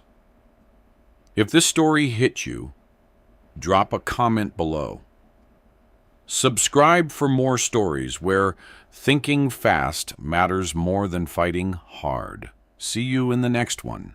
There's a restaurant in Bensonhurst, Brooklyn called Gino's that doesn't exist anymore. It was demolished in 1998 to make room for a parking lot. But in 1984, Gino's was one of the most popular Italian restaurants in the neighborhood. Red and white checkered tablecloths, Chianti bottles with candles melted down the sides, Frank Sinatra playing on the jukebox. The kind of place where families celebrated birthdays, where business deals were discussed over veal parmigiana, where everybody knew everybody. On a Thursday afternoon in September 1984, Salvatore Sammy the Bull Gravano walked into Gino's with 3 of his associates. Sammy was 39 years old, a captain in the Gambino crime family, one of the most respected mobsters in New York. He was there for a casual lunch. Nothing special. Just pasta, conversation, maybe a glass of wine. They sat down at a corner table, Sammy's usual spot when he came to Gino's. Good view of the entrance, back to the wall, the way mobsters always sat when they were in public. A waiter approached the table. Young guy, maybe 22 years old, clearly nervous. He was holding menus, but not handing them out. "Can I help you, gentlemen?" the waiter asked, his voice shaking slightly. "Yeah, we're here for lunch," Sammy said. "4 menus. And bring us some bread and olive oil while we decide." The waiter shifted uncomfortably. "I'm sorry, sir, but we can't serve you today." The table went silent. Sammy's 3 associates looked at each other. This kind of thing didn't happen. Not to Sammy Gravano, not in Bensonhurst, not anywhere. "What did you say?" Sammy asked quietly. "We can't serve you. The owner said..." The waiter's voice cracked. "The owner said you're not welcome here." Sammy looked at the waiter, looked at his associates. Then he stood up slowly, adjusted his tie, straightened his jacket. "Okay," Sammy said calmly. "No problem." And he walked out. His associates followed, confused. In the parking lot, one of them asked, "Boss, what are we doing? You're just gonna let some punk kid disrespect you?" Sammy smiled, not an angry smile, an amused smile. "I'm not letting anything happen. I'm just handling it properly. Wait here." Sammy got in his car and drove away. His idiots stood in the parking lot, wondering what was about to happen. They found out 30 minutes later. This is the story of what happened when someone made the mistake of disrespecting Sammy the Bull. It's not a story about violence, though the threat of violence was very real. It's a story about power, about psychology, about how Sammy Gravano could terrify someone without throwing a punch, and about how a waiter ended up bringing towels to clean up after a grown man peed his pants in his own restaurant. To understand what happened at Gino's, you need to understand the relationship between Sammy Gravano and the restaurant's owner, Anthony Tony G. Giordano. Tony G. was 45 years old in 1984. He'd owned Gino's for 15 years, had built it from a small pizzeria into a successful full-service restaurant. He made good money, legitimate money. Tony G. wasn't connected to organized crime, or at least he didn't want to be. But Tony G. had a history with Sammy, a bad history. Back in 1978, Tony G had been engaged to a woman named Angela Russo. They'd been together for 3 years, planning to get married. Angela was beautiful, funny, from a good Italian family in Bensonhurst. Tony G was in love with her. Then Sammy Gravano met Angela at a wedding. They talked for maybe 20 minutes. Sammy was charming, funny, paid attention to her in a way that made her feel special. By the end of the night, Sammy had asked for her phone number. Angela, despite being engaged, gave it to him. They had dinner 2 weeks later. One dinner became 2, then 3. Within a month, Angela had broken off her engagement to Tony G. Within 2 months, she was dating Sammy exclusively. The relationship with Sammy didn't last. It ended after about 6 months, when both realized they wanted different things. Angela eventually married someone else, had kids, lived a normal life. But Tony G never forgave Sammy. In Tony's mind, Sammy had stolen his fiancée, had ruined his life, had humiliated him in front of the entire neighborhood. For 6 years, Tony G had carried that resentment. And on that Thursday in September 1984, when he saw Sammy walk into his restaurant, Tony made a decision. He was going to refuse service, was going to make Sammy leave, was going to get a small piece of revenge for what happened with Angela. What Tony didn't fully appreciate was who Sammy Gravano had become in those 6 years. In 1978, Sammy had been a soldier, a good earner, but not particularly powerful. In 1984, Sammy was a captain with a fearsome reputation. Someone you didn't disrespect. Someone you definitely didn't embarrass in public. Tony was about to learn that lesson the hard way. Sammy drove to Tony G's house. He knew where Tony lived. Bensonhurst was a small neighborhood. Everyone knew everyone's business. Tony lived in a nice 2-story house on a tree-lined street. Family neighborhood. Kids playing in yards. Completely normal. Peaceful. Sammy parked in front of the house. Got out. Walked to the front door. Knocked. Tony's wife, Maria, answered. She was holding a dish towel. Had clearly been cooking. "Mrs. Giordano," Sammy said politely. "Is Tony home?" Maria recognized Sammy immediately.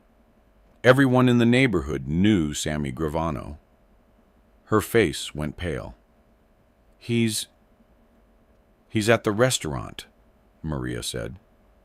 "No, he's not," Sammy said calmly. "I just came from there. His car's in the driveway. So he's here. Can you get him for me? I need to talk to him." Is there a problem?" "Just need to have a conversation. 5 minutes." Maria disappeared into the house. 30 seconds later, Tony appeared at the door. He was wearing a t-shirt and jeans, clearly had been relaxing at home. When Tony saw Sammy standing on his porch expression changed. Fear. Immediate, obvious fear. "Sammy," Tony said, trying to sound casual. "What's going on?" "We need to talk. Let's go for a ride." "I'm kind of busy. Can this wait?" Sammy smiled. "No, it can't wait. Get in the car, Tony. Now." Tony looked back into his house, looked at Sammy.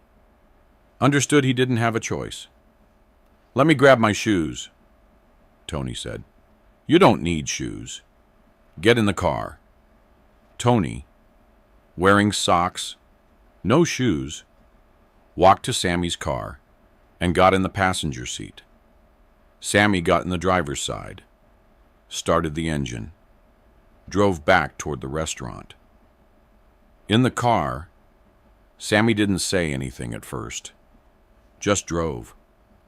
Tony sat in the passenger seat, his hands shaking, trying to figure out what was about to happen. Finally, Sammy spoke. "You embarrassed me today." "Sammy, I'm talking. You're listening. You embarrassed me. In front of my associates. In front of your staff.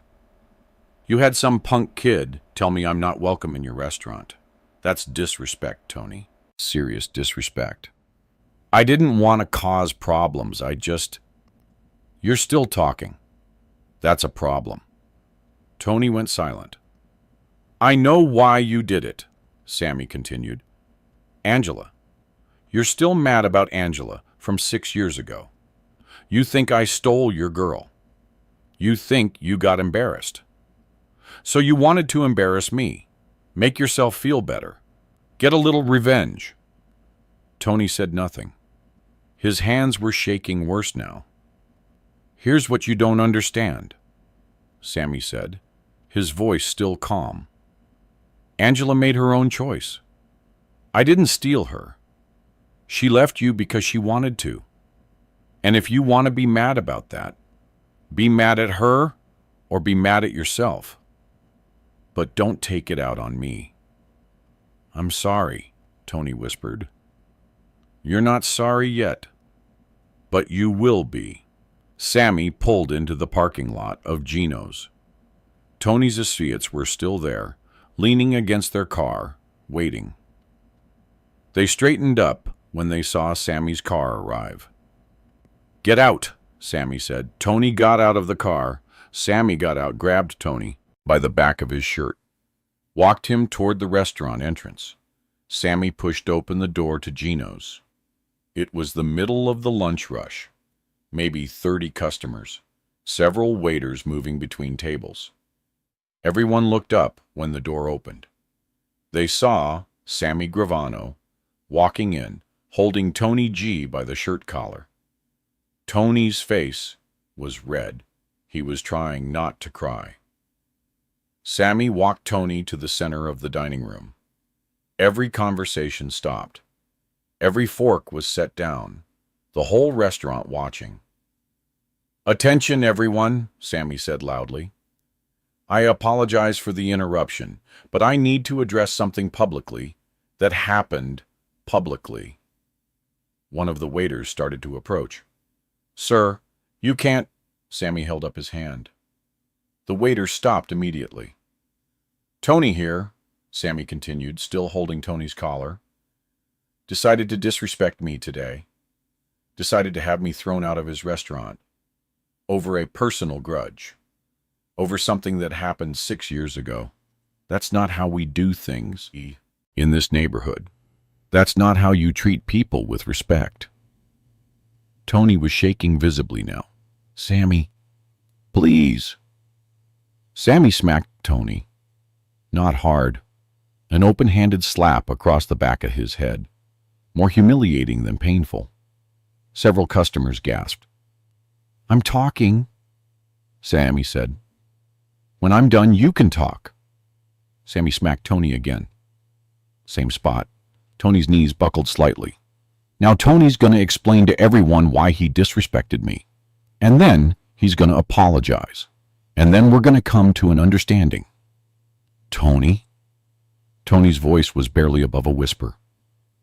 I disrespected you because I was jealous about Angela, about what happened years ago. And I'm sorry. Louder, so everyone can hear." "I'm sorry," Tony said, his voice breaking. "I was wrong. I shouldn't have done it." That's when it happened. Tony's pants darkened. A wet stain spread down his left leg. He'd lost control of his bladder.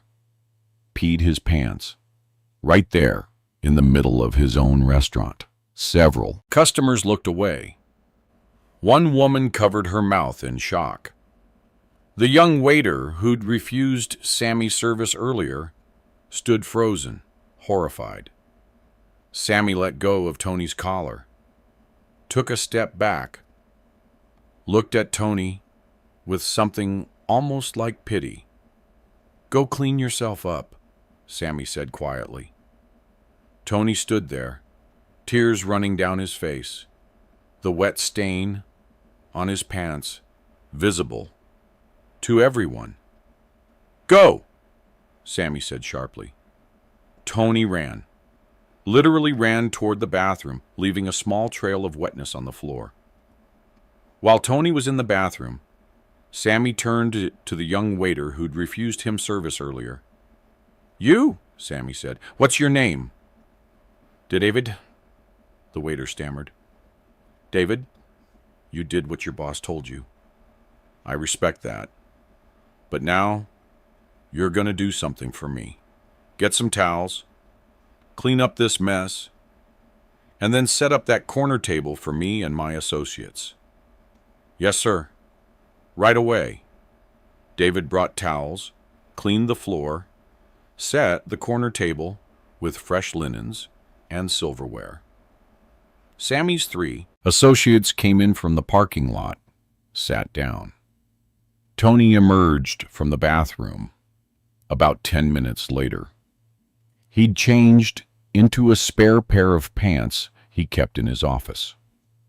His face was still red, still tear-streaked, but he'd regained some composure. He walked over to Sammy's table, stood there, waiting. "Sit down, Tony," Sammy said, not unkindly. Tony sat. "Here's how this is going to work from now on," Sammy said. "Me and my associates, we eat here free, anytime we want. Lunch, dinner, doesn't matter. You're going to treat us like VIP customers. Best table, best service, and you're going to smile while doing it." "Sammy, I can't afford." "You can afford it. You make good money here. This is your payment for disrespecting me. This is how you make it right, understand?" Tony nodded. "Yes, I understand." "Good. Now we're gonna have lunch. I want the veal parmigiana. My friends will tell you what they want. And Tony, I want it to be the best veal parmigiana you've ever made. Because if it's not, if you put anything less than your best effort into it, we're going to have another conversation. And next time, I won't be so gentle." Tony nodded, went to the kitchen himself to prepare the food. The lunch was excellent. The veal was perfect. The service was impeccable. And every customer in the restaurant watched in silence as Sammy Gravano ate a meal that he would never pay for. Word of what happened at Gino's spread through Bensonhurst within hours. By evening, everyone knew Sammy had dragged Tony G back to his own restaurant, had smacked him around in front of customers, had embarrassed him so badly that Tony had literally peed his pants. The story was told and retold. Details were added and embellished. Some versions said Sammy had thrown Tony through a window. Others said he'd made Tony get on his knees and apologize to every customer individually. But the core facts remained. Tony had disrespected Sammy, and Sammy had responded deceitfully. What's interesting is what happened next. You'd expect Tony to lose business. Who wants to eat at a restaurant where the owner was publicly humiliated? But the opposite happened. Business increased. People went to Gino's specifically because of what happened. They wanted to eat where Sammy Gravano ate. Wanted to see the corner table where Sammy sat. Wanted to hear the story from the waiters who'd witnessed it. Tony, for all his humiliation, was making more money than ever. And Sammy? He came to Gino's regularly, once or twice a week, always sat at the corner table, always received excellent service, never paid $1. The young waiter, David, became Sammy's regular server. He learned to anticipate what Sammy wanted, learned to be respectful, but not obsequious. Learned that if you treated Sammy right, he was actually a generous tipper. He'd leave cash under the table, even though the meal was free, because he respected good service. Tony and Sammy never became friends, but they developed a working relationship built on mutual understanding. Tony had learned his lesson about disrespect. Sammy had made his point about consequences. And every time Sammy came in, Tony would personally greet him, show him to his table, make sure everything was perfect. Not because he wanted to, because he had to, because that was the deal. Years later, after Sammy had become a government witness and was in witness protection, he was interviewed about various incidents from his mob career. Someone asked about the Gino's incident. That was about respect, Sammy said. People think mobsters just beat everyone up, kill everyone who crosses them. That's not how it works. That's stupid. That's unsustainable. What I did at Gino's, yeah, I embarrassed Tony. Yeah, I humiliated him. But I didn't seriously hurt him. I didn't destroy his business. I didn't make him an enemy. I taught him a lesson, and then I gave him a way to make it right. The free meals? That wasn't really about the money. I spent more on meals in a week than those free lunches cost Tony. It was about Tony acknowledging every time I walked in that he'd been wrong, that he'd disrespected me, and there were consequences. But it was also about giving him a way to pay his debt. Every meal he served me, he was paying off what he owed. After a while, we had an understanding. He knew I wasn't going to hold the grudge forever. I knew he'd learned his lesson, and we both moved on. The interviewer asked, "Do you regret how you handled it? The public humiliation?" Sammy thought about that. Yeah, maybe. Tony was a civilian. He wasn't in the life. Looking back, I could have handled it more privately. Could have made my point without the public scene. But I was younger. I was trying to maintain reputation. And in that world, at that time, public disrespect required public response. And the incident with his pants? Sammy smiled slightly. That wasn't planned. That just happened. Guy was terrified, lost control. Honestly, I felt bad about that part. That was beyond what I intended. But it made the story more memorable. People in Bensonhurst still talk about it. Remember when Tony peed his pants in front of Sammy the Bull? That story probably did more to establish my reputation than anything I planned. In 2015, a journalist tracked down David, the waiter who'd initially refused Sammy service. David was 53 years old, owned his own restaurant in New Jersey, had left the mob world far behind. That day changed my life, David said. Not in a bad way, actually. In a weird, educational way. I was terrified when Sammy came back with Tony. Thought someone was going to get killed. Thought maybe I was going to get killed for following Tony's orders. But watching how Sammy handled it taught me something about power. Sammy didn't need to be violent. He was violent sometimes. Everyone knew that. But in this situation, he didn't need it. He understood psychology. He knew that humiliating Tony publicly would be more effective than beating him privately. He knew that making an example would prevent future disrespect. And the way he handled me, he could have blamed me, could have hurt me. I was the one who actually told him to leave. But he recognized I was following orders. He showed me respect, even though I had disrespected him. That taught me something about leadership. After that day, I served Sammy maybe 100 times over the next few years. He was always polite, always respectful to the staff, always tipped well, even though he didn't pay for the meal. He remembered my name, asked about my family, treated me like a human being. People have this idea that mobsters are monsters, and some of them were. But Sammy, he was complicated.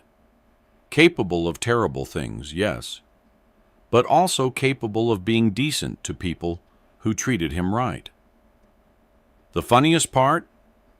Years later, after Sammy became a witness, and all this became public, my restaurant became semi-famous because I could tell I served Sammy the bull stories. People would come in, ask to hear about the day Tony peed his pants. I probably told that story 1,000 times. So in a weird way, being the waiter who refused Sammy Gravano became the best thing that ever happened to my career in the restaurant business. Gino's restaurant closed in 1997. Tony G retired, sold the building, moved to Florida. He died in 2009 at age 70 from natural causes. Before he died, Tony gave one interview about the Sammy incident. He was asked if he regretted refusing Sammy service. Every day, Tony said, and it was the stupidest thing I ever did. Cost me my dignity, cost me respect in the neighborhood. And for what? Some grudge over a girl from years ago? Angela wasn't even thinking about me anymore. I was the only one still holding on to it. But I'll say this. What Sammy did, as humiliating as it was, probably saved my life. Because if I'd done that to some other mobster, some hot-headed guy without Sammy's intelligence, I'd be dead. Sammy understood proportional response. He embarrassed me, took free meals, and moved on. Other guys would have burned down my restaurant with me in it. So yeah, I peed my pants in front of 30 people. Yeah, I had to serve Sammy free meals for years. But I lived. I kept my business. And eventually, the story became funny instead of shameful. That's more than I deserved. The building where Gino's once stood is now a parking lot. But people in Bensonhurst still remember, still tell the story, still laugh about the day Tony G peed his pants and Sammy the Bull got free meals for life. It's become a cautionary tale about the consequences of letting old grudges dictate present actions, about the danger of disrespecting powerful people over personal grievances, about how one moment of poor judgment can define your legacy. But it's also become a funny story. Because sometimes the best mob stories aren't about murders and violence. Sometimes they're about human moments. A grown man so terrified he loses bladder control, a waiter bringing towels to clean up the mess, a mobster eating free veal parmigiana twice a week for years. Those are the stories that last. Those are the stories people remember.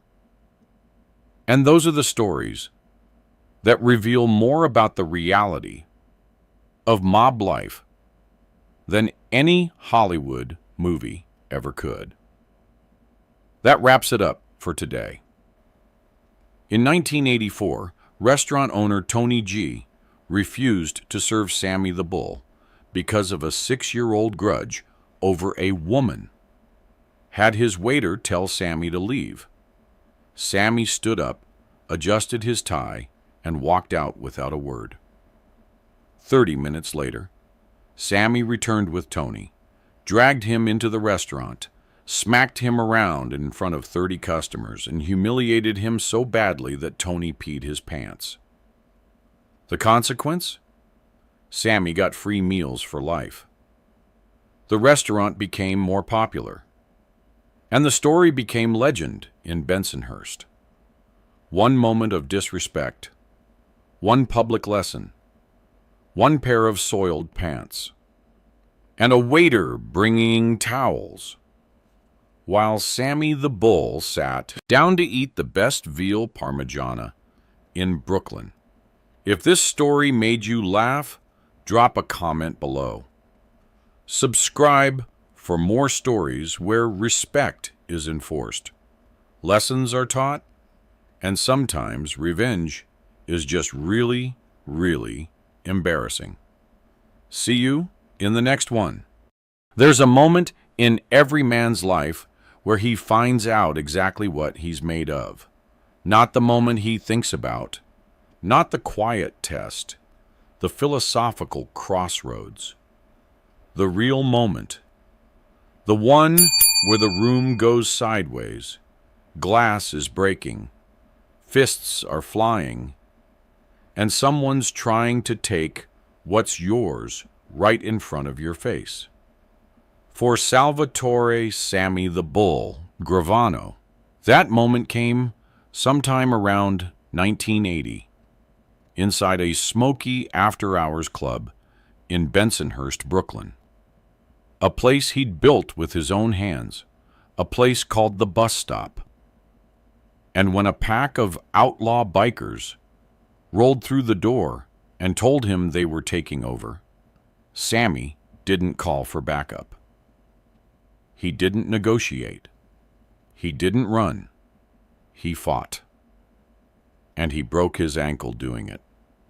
What happened next is one of the most insane, least told stories in the entire history of organized crime in America. Because Sammy the Bull didn't just fight back that night. He went to the most powerful mafia boss in New York City, Paul Castellano, head of the Gambino crime family, and asked for permission to hunt down every single one of them. And Castellano, sitting in his Staten Island mansion like a corporate chairman, gave him the green light. Then Sammy, still wearing a cast on his shattered ankle, still hobbling on crutches, grabbed his childhood friend Louis Melito, loaded up, and went hunting. Most guys in the mob would have sent someone else. Most guys would have waited for the ankle to heal, assembled a team, planned the hit from a safe distance. That's what bosses do. That's what smart guys do. But Sammy Gravano wasn't most guys. He never had been. From the time he was 10 years old, charging at bigger kids to get his stolen bicycle back while made men watched it from a cafe and marveled at his ferocity, Sammy had operated on a frequency that defied conventional logic. He didn't calculate risk the way normal people did. He didn't weigh cost against benefit. When someone came at him, something primal took over, something ancient and relentless, that made him incapable of doing anything other than going straight at the threat until either the threat was eliminated or he was. This is the story of the night that proved Sammy, the Bull, wasn't just another Brooklyn wise guy. This is the story that made even Paul Castellano, a man who looked down on street violence the way a Wall Street banker looks down on a dock worker, stop and take notice of the 5-foot 5-inch enforcer who would one day help destroy him. And more than that, it's a story about what happens when two completely different worlds, the outlaw biker underground and the Italian mafia, collide in a cramped, illegal, after-hours club in the dead of a Brooklyn night. To understand what happened that night, you have to understand what the bus stop meant to Sammy Gravano. And to understand that, you have to understand Bensonhurst in the late 1970s. Bensonhurst was Italian, not Italian-influenced, not Italian. The streets smelled like espresso and fresh bread at 6 in the morning. Social clubs lined every other block. Dim rooms with card tables and espresso machines where men in tracksuits discussed things that never made it into police reports. The neighborhood was controlled, top to bottom, by the Gambino and Colombo crime families. Every bar, every construction samkulki, every garbage route, someone was getting a taste. And Sammy Gravano was right in the middle of it. By this point in his career, Sammy had already killed multiple people. He'd already proven himself as an earner and an enforcer. He was a made member of the Gambino family, operating under Capo Salvatore Toto Aurello, quietly building a reputation as the kind of guy you wanted on your side and absolutely never wanted against you. But Sammy wasn't just a killer. He was a businessman. That's the part people forget. The man had construction interests, a loan sharking operation, and he was always looking for the next angle. When the opportunity came to open an after-hours club, a late-night spot that operated off the books after the legitimate bars closed at 4 a.m., Sammy jumped on it.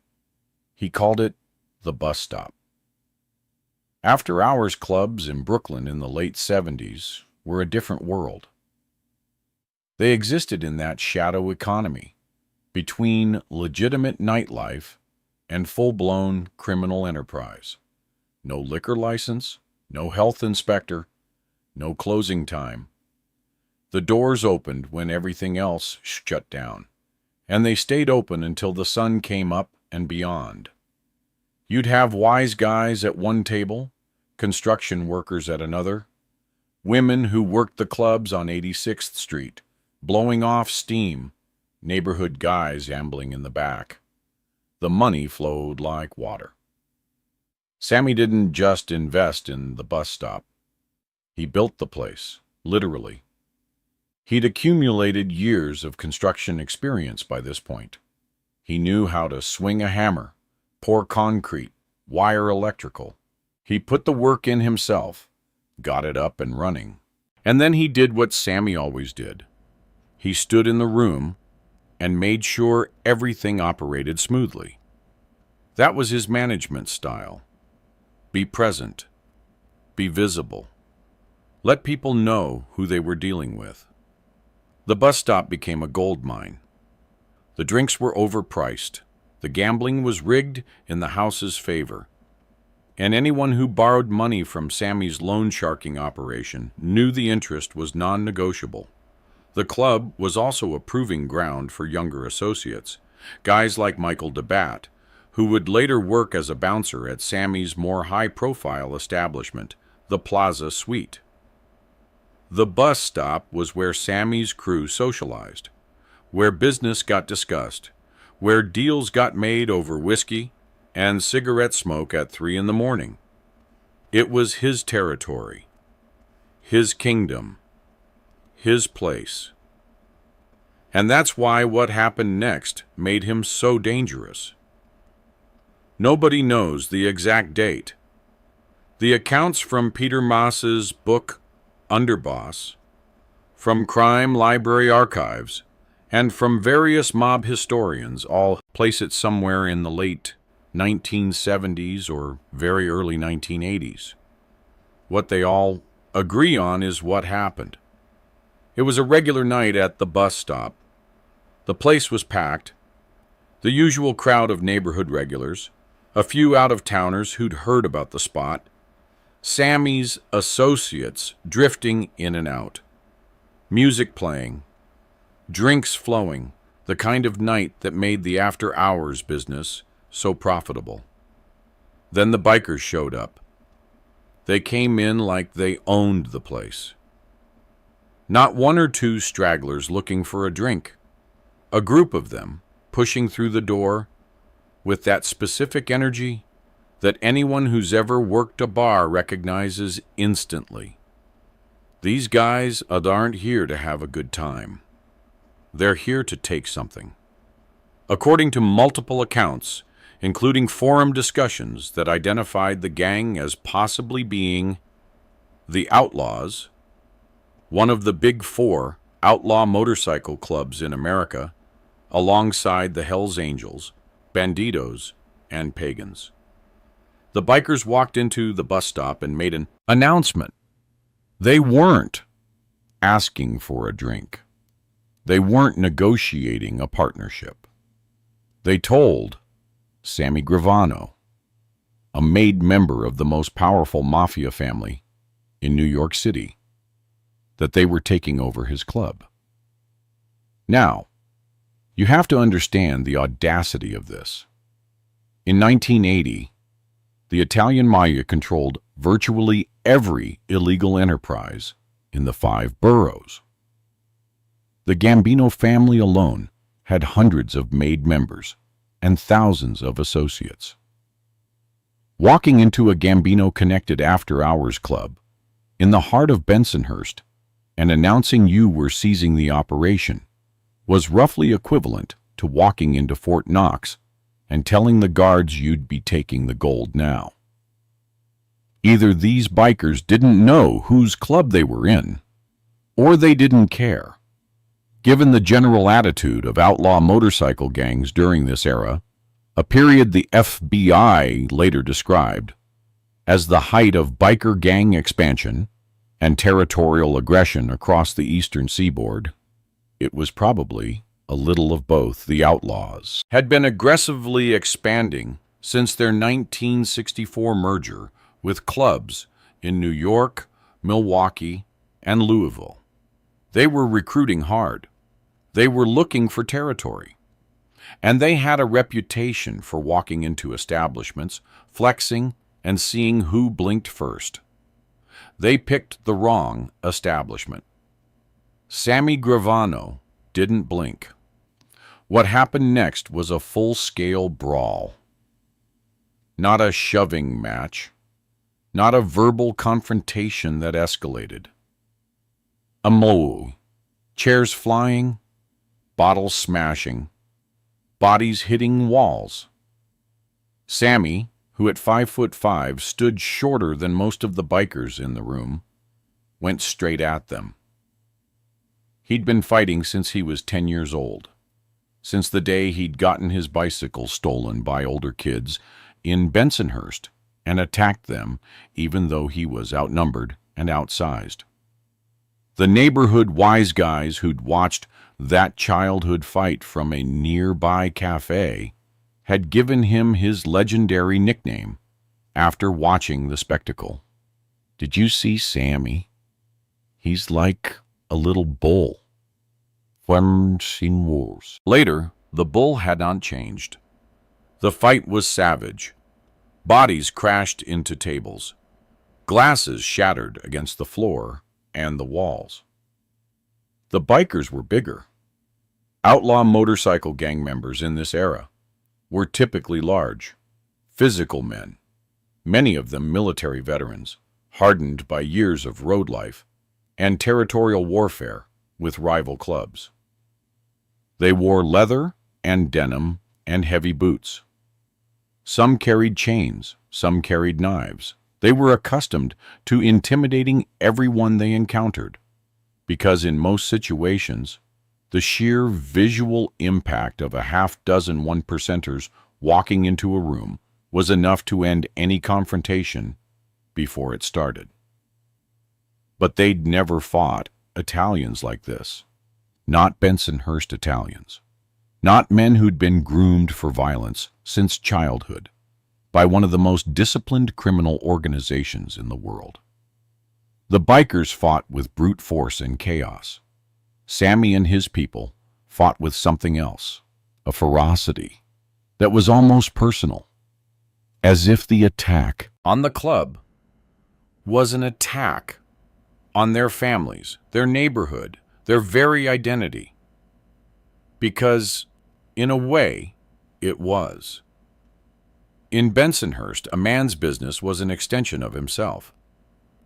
An attack on the bus stop was an attack on Sammy Gravano. And everyone in that room understood what that meant. In the chaos, Sammy's ankle shattered. The exact mechanics of the break aren't recorded. Whether he was thrown, whether he landed wrong on the concrete floor, whether someone stomped on it in the melee, whether he twisted it while throwing a punch. But the result was unmistakable.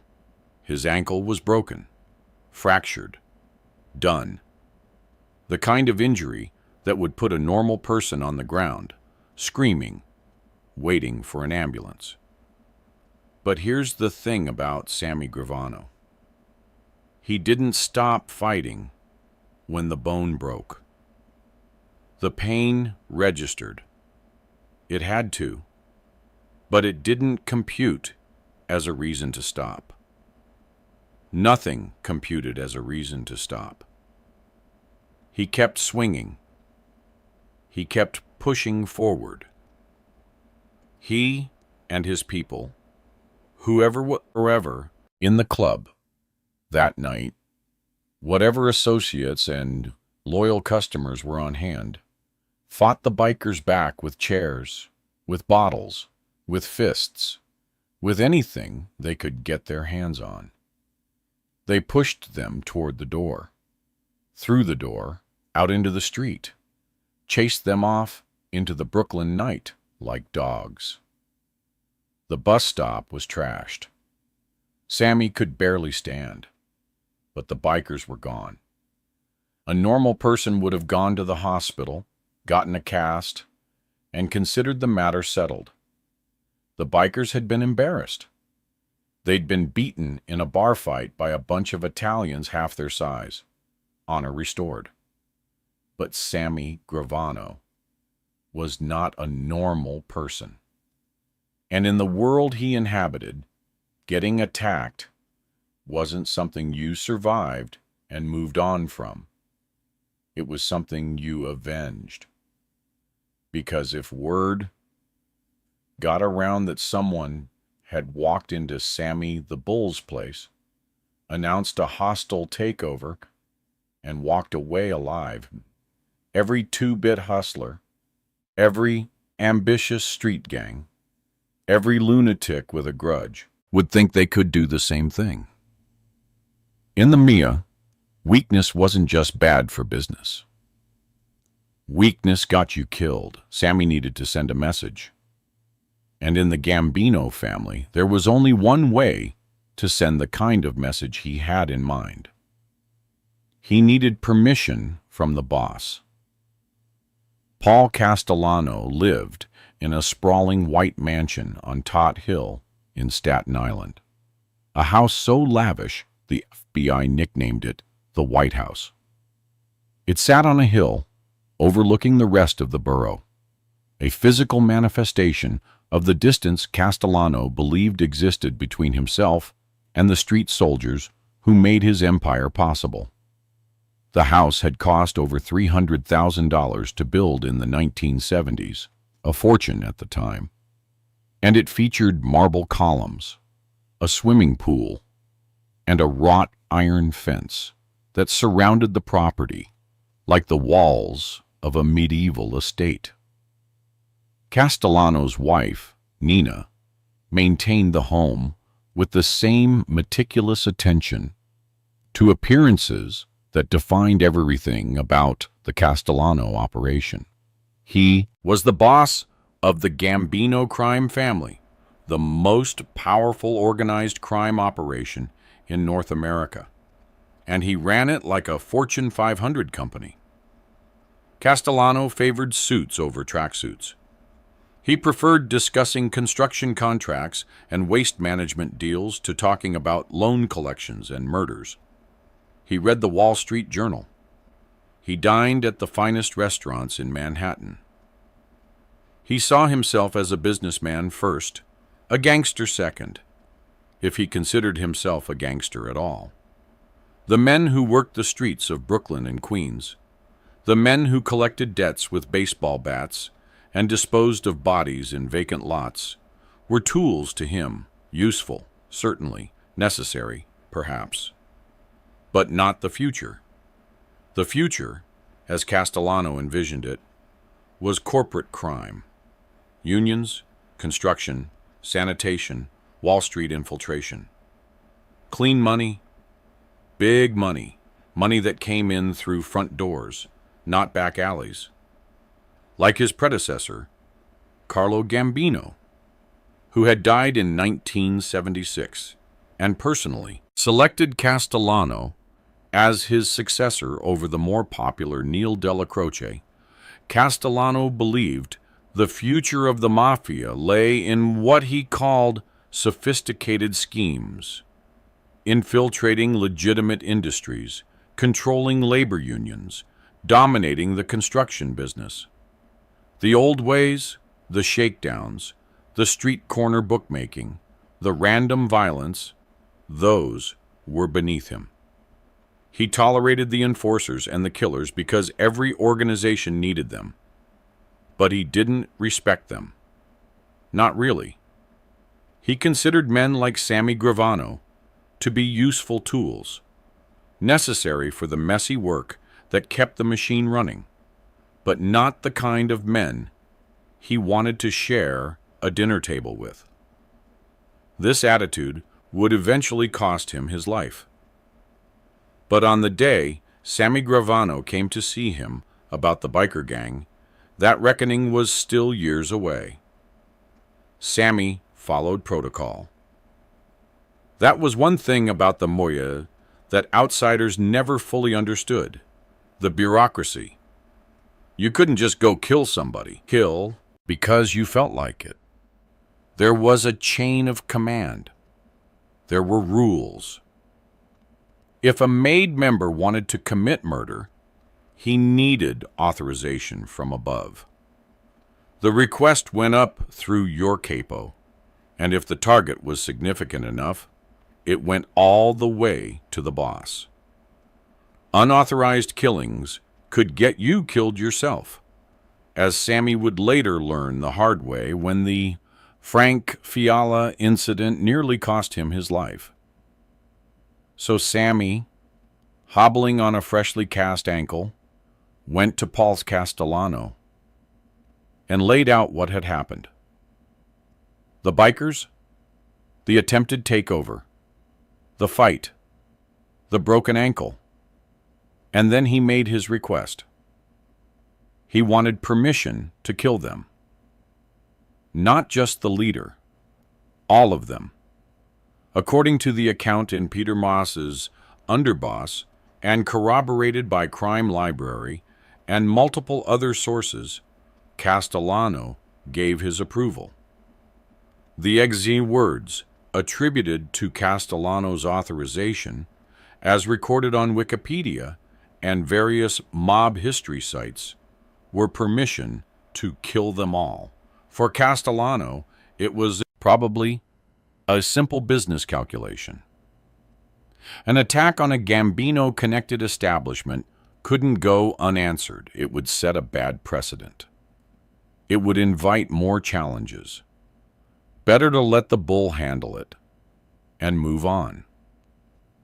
What Castellano didn't anticipate was how Sammy would handle it. This is where the story goes from dramatic to almost unbelievable. A rational man with a broken ankle and authorization to commit murder would have delegated. He would have called in his crew, men like Joseph Old Man Peruta, his personal enforcer, who Sammy later described as my own personal Luca Brasi, or Joseph Stymie D'Angelo, or any of the other capable killers in his orbit. He would have given them the names, the descriptions, the last known locations. He would have sat back with his leg elevated, popped a painkiller, and waited for the phone call confirming the job was done. Sammy Gravano did not do this.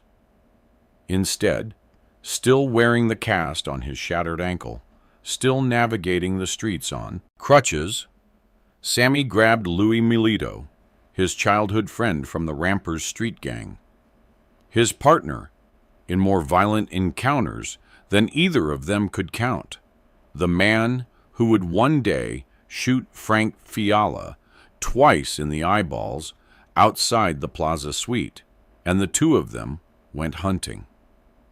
Louis Milito was the perfect partner for this kind of work.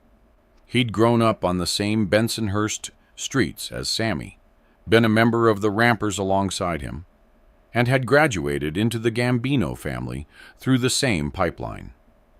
Milito was small in stature, about 5'7", but exceptionally strong and absolutely fearless.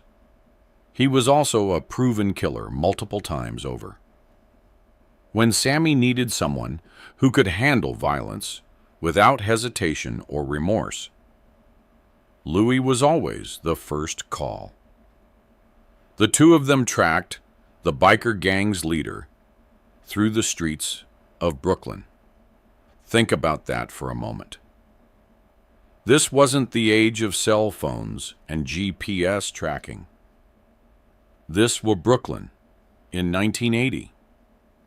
Finding someone who didn't want to be found meant working the streets the old-fashioned way, asking questions in bars, leaning on people who knew people, putting the word out through the network of associates and informants that every made man maintained. It meant driving through neighborhoods at night, checking known hangouts, talking to bartenders and bouncers and women who worked the late shift and noticed who came and went. Sammy knew the bikers were from the area. They'd targeted his club specifically, which meant they operated somewhere in the orbit of Bensonhurst or the surrounding Brooklyn neighborhoods. Outlaw motorcycle gangs in the late 70s tended to congregate around specific garages and clubhouses. They were visible. They rode Harley-Davidsons and wore patches that identified their club affiliation. They weren't exactly hiding. The problem wasn't finding them in general. It was finding the specific leader at a specific time and place where the hit could be executed cleanly. Sammy and Louis did exactly that.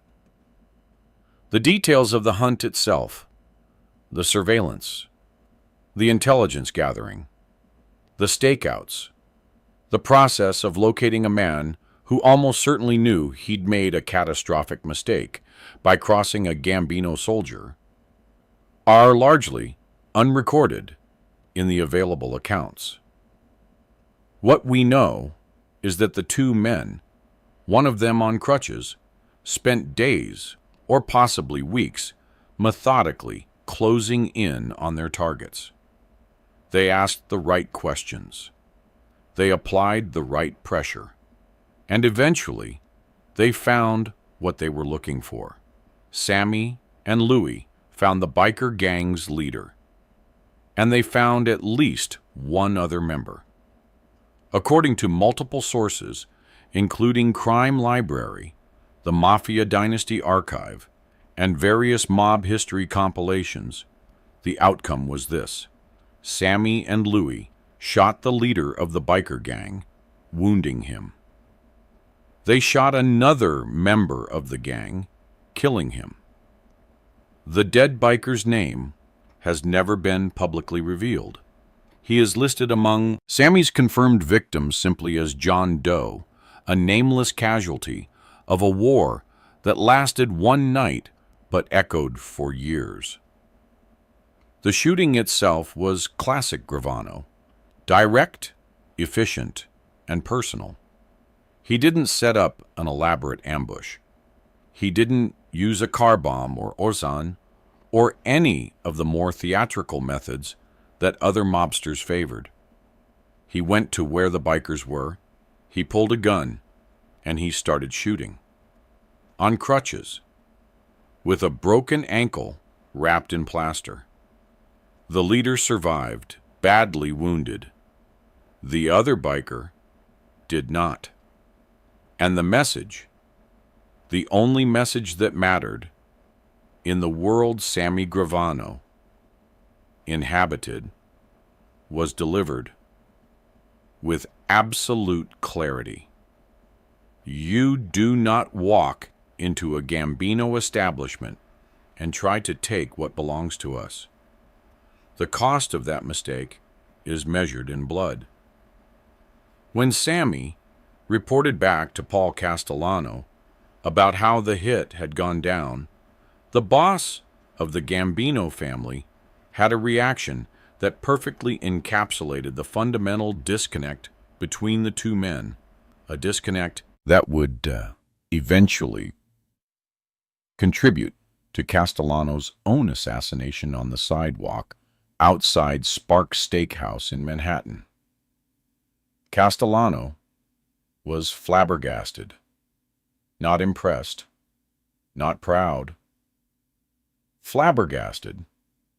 The idea that a man with a broken ankle, a man on crutches, a man who had an entire crew of capable soldiers at his disposal, had personally gone out and done the shooting himself.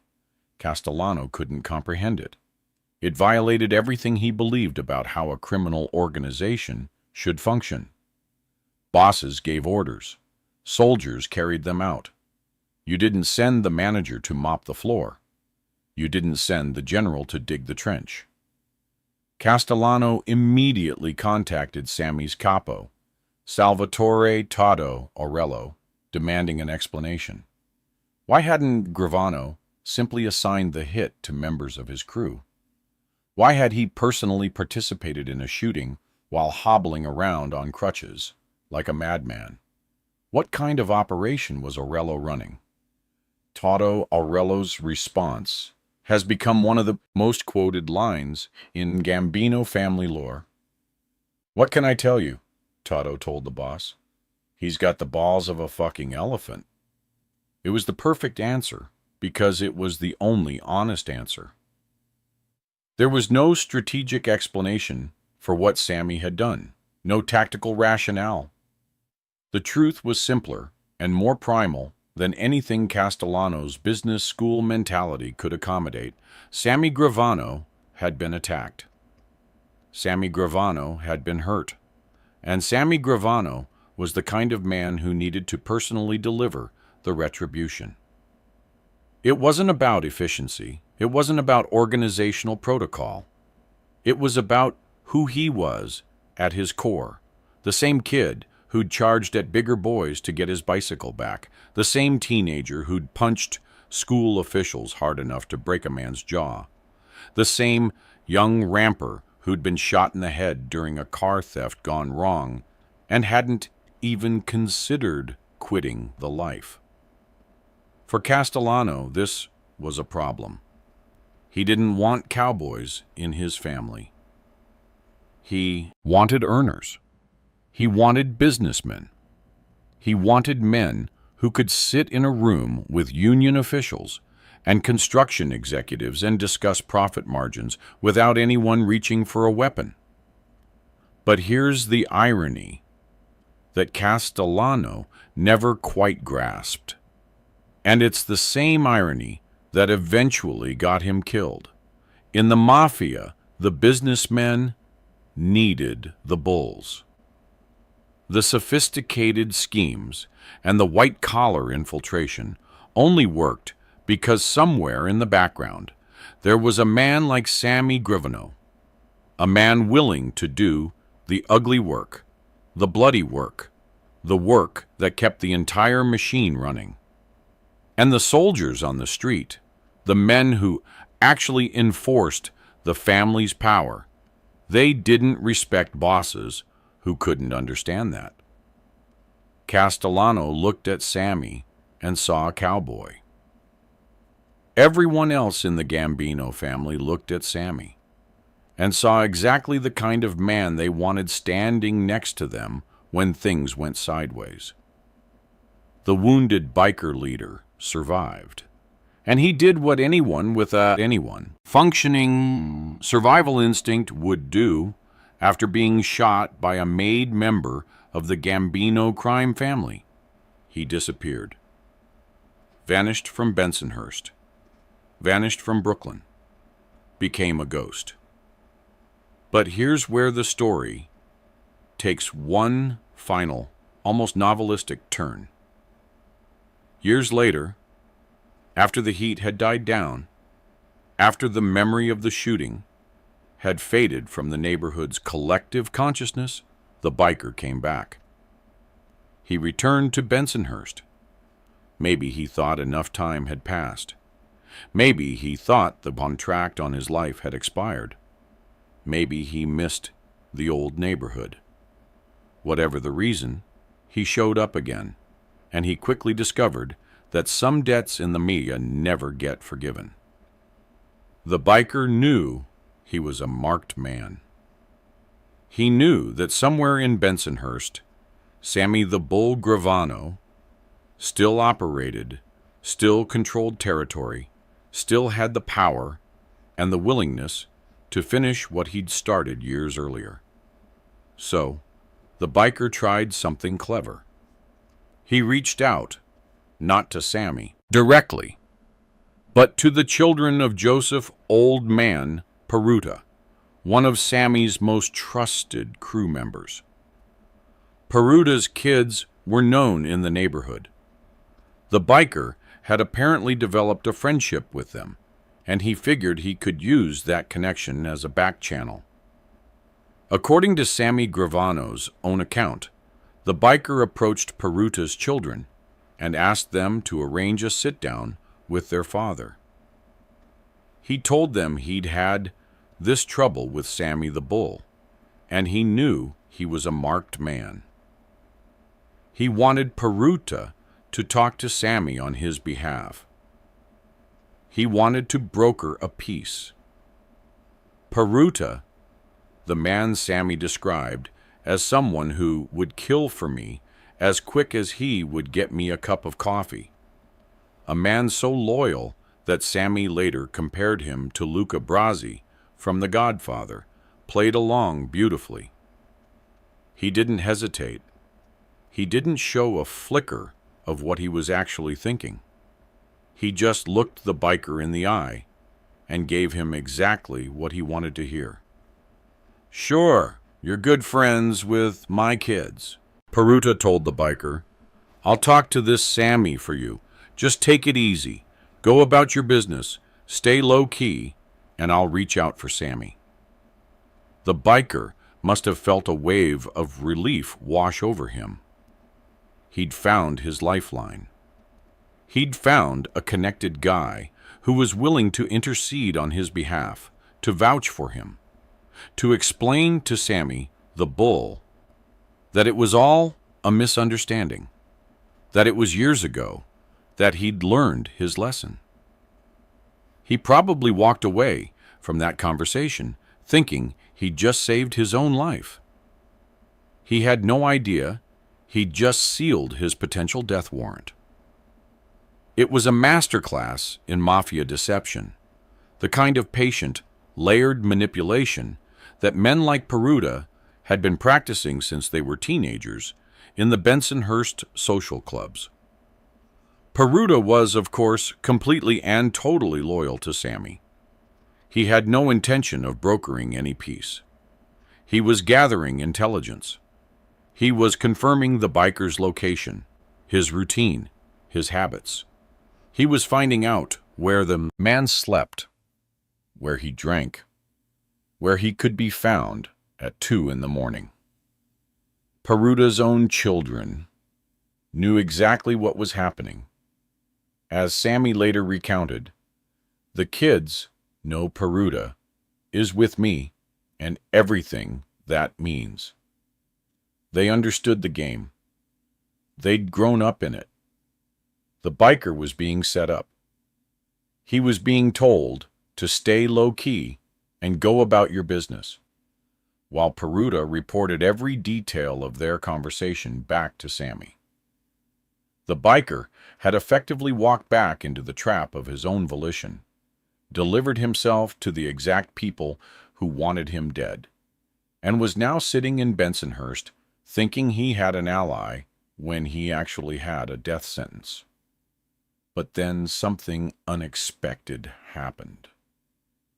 The murder contract was called off. The biker's life was spared. The reasons aren't entirely clear from the available accounts. Whether Sammy decided the man had suffered enough, whether there were strategic considerations, whether the passage of time had genuinely cooled his desire for revenge, or whether other priorities simply took precedence. By this point, Sammy had bigger things to worry about. The construction business was booming. His relationship with Castellano was evolving. The internal politics of the Gambino family were shifting. And the events that would lead to Castellano's assassination in December 1985 were already beginning to take shape. Whatever the reason, the biker who'd walked into the bus stop years earlier announced he was taking over, gotten beaten, gotten shot, fled the city, returned like a fugitive, and begged for his life through a dead man's children. That biker was allowed to live. It might be the most merciful thing Sammy the Bull Gravano ever did. The biker gang incident at the bus stop is rarely discussed in the major accounts of Sammy Gravano's life. It gets a paragraph in Peter Moss's Underboss, a few sentences on Wikipedia, a brief mention in Crime Library. It's overshadowed by the more dramatic events that came later. The murder of Frank Fiala outside the Plaza Suite, the assassination of Paul Castellano at Sparks Steakhouse, the trial that brought down John Gotti, the stunning betrayal that made Sammy the highest-ranking mafia defector in American history. But this story matters. It matters because it reveals something fundamental about who Sammy Gravano was before all of that. Before the underboss title, before the 19 murders, before the government cooperation deal, before the ecstasy bust in Arizona, before the YouTube channel and the podcast and the born-again Christianity. This was the story that showed the Gambino family exactly what they had in Sammy the Bull. A man who could be hurt, physically broken, and come back more dangerous than before. A man who didn't delegate violence because violence wasn't just a tool for him. It was personal. It was a statement about who he was and what he was willing to endure to protect what was his. The incident may even have inspired one of the most memorable scenes in cinema history. Multiple mob historians have noted that the biker bar confrontation bears a striking resemblance to the famous bar scene in the 1993 Robert De Niro film, A Bronx Tale, where a group of bikers enters a mob-controlled establishment and are taught a brutal lesson about territory and respect. In the film, Sonny, the neighborhood mob boss played by Chaz Palminteri, calmly locks the doors of his bar after the bikers refuse to leave, trapping them inside for a savage beating. The scene became one of the most iconic moments in 90s crime cinema, a perfect distillation of the Muita's relationship with its territory. You don't walk into our place and disrespect us, the doors lock. And when they open again, you're carried out. Whether Chaz Palminteri, who wrote the screenplay based on his own childhood in the Bronx, drew directly from the Gravina story, or from similar incidents that were common in mob-controlled neighborhoods during this Era is debatable. The Gravano biker incident predates the film by over a decade, and stories like this circulated through the Italian-American neighborhoods of New York like folklore, passed from social club to social club, embellished with each retelling, until the line between specific historical event and collective neighborhood myth became impossible to trace. But the parallels are unmistakable. The mob-controlled establishment, the arrogant bikers, the eruption of violence, the message sent. In the world of organized crime, there were only so many plots, and this one, the invasion of sacred territory and its consequences, was among the oldest. What's not debatable is the effect the incident had on Sammy's trajectory within the Gambino family. Castellano may have been appalled by Sammy's cowboy behavior, but the story spread through the organization like wildfire, via the guy who went out on crutches to personally handle a biker gang. The guy whose capo described him as having the balls of a fucking elephant. In a world where reputation was currency, Sammy's stock skyrocketed, and Castellano, for all his disdain for street-level violence, began to see something useful in Sammy beyond mere enforcement. When Gravano entered the construction and drywall business with his brother-in-law, Edward Garofalo, Castellano recognized that here was a man who could do both, who could sit across from a contractor and negotiate a deal, and who could also ensure that the deal stuck by being the kind of person nobody wanted to cross. That dual capability, businessman and bull, is what eventually made Sammy Gravano the underboss of the most powerful crime family in America. It's what made John Gotti trust him as a co-conspirator in the Castellano assassination.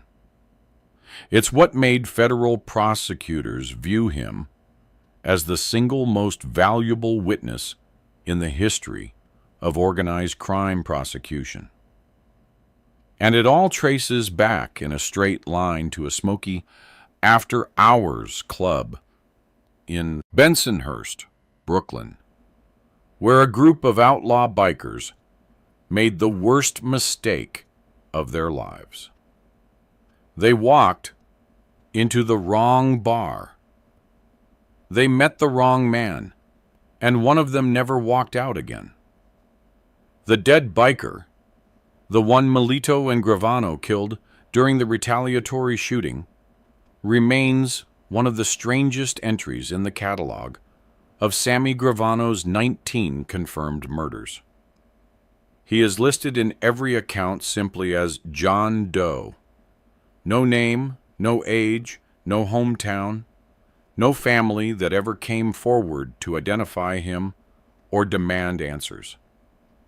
In the vast library of organized crime literature, where every victim typically gets a name, a backstory, a paragraph about who they were before they crossed the wrong person, this man is a blank, a ghost, a footnote in someone else's story. He was shot dead by Sammy Gravano himself. One of the rare kills that Sammy personally pulled the trigger on rather than delegating to Melito, or Peruta, or one of his other crew members. That detail alone tells you something about how personally Sammy took the bus stop incident. This wasn't business. This was an insult that required his own hand to answer. Somewhere, that man had a mother, maybe a wife, maybe kids, maybe a brother who waited for a phone call that never came. Nobody knows. The mafia didn't keep records of its victims' families. And outlaw bikers, by their very nature, existed outside the systems that would normally generate such records. The man was born, he lived, he rode, he walked into the wrong after-hours club in Bensonhurst, Brooklyn, and he ceased to exist. That's the reality of the world Sammy Gravano inhabited. A world where human lives could be erased as easily as a name on a chalkboard, and the only record of their existence would be a single phrase in a government witness's confession decades later. John Doe. The biker gang never came back to Bensonhurst. They never targeted another Gambino establishment. They learned, the way everyone in that era eventually learned, that there were lines you did not cross, and men you did not cross them with. And Sammy the Bull, the kid from 78th Street who'd been fighting since before he could read, added another chapter to a legend that was still just beginning. The phone call came at 2:17 a.m. Salvatore Sammy the Bull Gravano was already awake. He rarely slept well anymore, not after everything, sitting in his living room in Arizona, watching late-night television. The number on his phone was blocked. He almost didn't answer.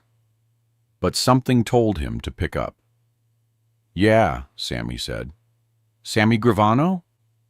The voice was unfamiliar, deep, threatening. "Who's asking?" "You know who this is.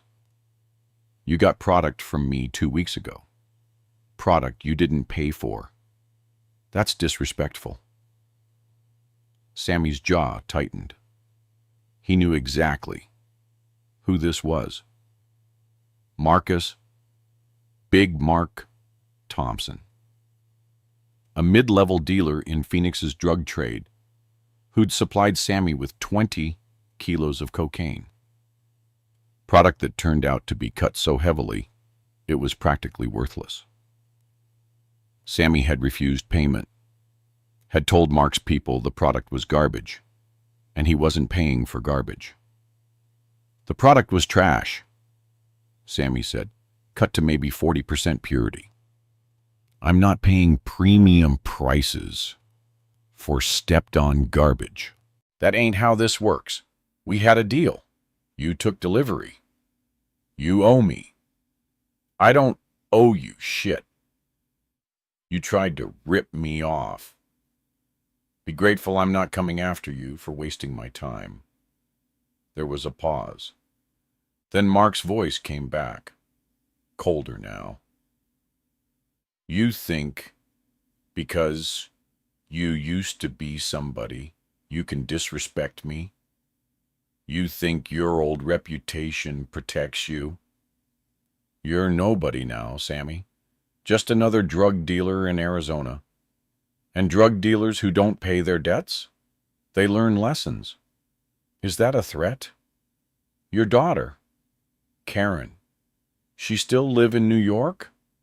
And your son, Gerard, he's in Arizona, right? Scottsdale? Nice neighborhood." Sammy felt ice run through his veins. "You just made a mistake." "No, old man. You made the mistake. You got 24 hours to bring me my money. $400,000. All of it. Or your family starts having problems. Bad problems. Understand? The line went dead. This is the story of what happened next. Not in 1985 when Sammy was underboss of the Gambino family, with an army of soldiers at his command, but in 2001, after Sammy had been released from prison, after he'd entered witness protection, after he'd broken the rules and gotten back into the drug trade in Arizona. When Sammy was supposedly retired, supposedly finished, supposedly no longer dangerous, Marcus Thompson was about to learn that some lessons you never forget. And some men are dangerous regardless of their circumstances. To understand what happened, you need to understand where Sammy Gravano was in 2001. He'd been released from prison in 1995 after serving 5 years for his 19 murders and cooperation with the government against John Gotti. He'd entered witness protection with his wife and kids. The government relocated them to Arizona, gave them new identities, set them up with enough money to start over. Sammy was supposed to disappear, live quietly, stay out of trouble. The deal was simple. Stay clean, stay hidden, stay alive. But Sammy couldn't do it. Couldn't live the quiet life. By 1996, he was already looking for action. By 1997, he'd connected with his son Gerard and started discussing business opportunities. By 2000, they were in the ecstasy trade, importing MDMA from Europe, distributing it through nightclubs in Arizona. The operation was successful, too successful. By 2001, Sammy was moving millions of dollars worth of ecstasy monthly. But ecstasy required connections, required supply chains. And eventually, Sammy needed cocaine too. His club connections were asking for it. That's how he met Marcus Thompson. Marcus was 38 years old, ran a significant cocaine distribution network in Phoenix. He wasn't Italian mafia, wasn't Colombian cartel. He was independent, had built his operation from street-level dealing to moving multiple kilos weekly. He was also violent, paranoid, and absolutely serious about collecting debts. When Sammy first approached Marcus about buying cocaine, Marcus was skeptical. This older Italian guy, obviously from somewhere else, obviously trying to establish himself in Phoenix's drug trade. Marcus did some research, found out Sammy was in witness protection, found out Sammy was the famous Sammy the Bull who'd brought down John Gotti. Marcus thought this gave him leverage, thought Sammy, being in witness protection, couldn't afford trouble, couldn't go to war, couldn't risk exposure. Marcus was wrong. The deal was supposed to be simple. 20 kilos of cocaine, pure product, $20,000 per kilo. Total price, 400,000 Swiss. Delivery in Phoenix, payment on delivery. Marcus's people brought the product to a warehouse where Sammy and his son, Gerard, were waiting. They tested it. Standard procedure. Everyone expected this. The test showed approximately 80% purity. Good enough. Sammy's people loaded the 20 kilos into their vehicle. But when Sammy got the product back to his operation and did more extensive testing, he discovered the truth. The cocaine was closer to 40% purity, heavily cut with levamisole and other substances, street-level quality being sold at wholesale prices. Sammy called Marcus. "The product's garbage. You tried to pass off stepped on shit as pure. I'm not paying." Marcus's response was immediate. "You took delivery. You owe the money. I owe you for 20 kilos of pure cocaine. You delivered 20 kilos of cut garbage. That's not the deal. Bring back the product then." "Too late. I already stepped on it more and moved it. Made back maybe $150,000. That's what it was worth. That's what I'm offering." "You want $150,000 for product that was worth $150,000, or you want nothing?" Marcus was furious. To him, this was disrespect. This was some guy from New York coming into his territory and trying to dictate terms. This was unacceptable. "You got 1 week to bring me the full $400,000, Marcus said, "or we got problems." "We already got problems," Sammy replied. "You sold me garbage. Deal with it." That's when things escalated. Over the next week, Marcus tried multiple approaches to collect his money. First, he sent his people to the nightclubs where Sammy's son, Gerard, worked. They approached Gerard, told him his father owed money, said it would be unfortunate if Gerard got caught in the middle of his father's problems. Gerard reported this to Sammy.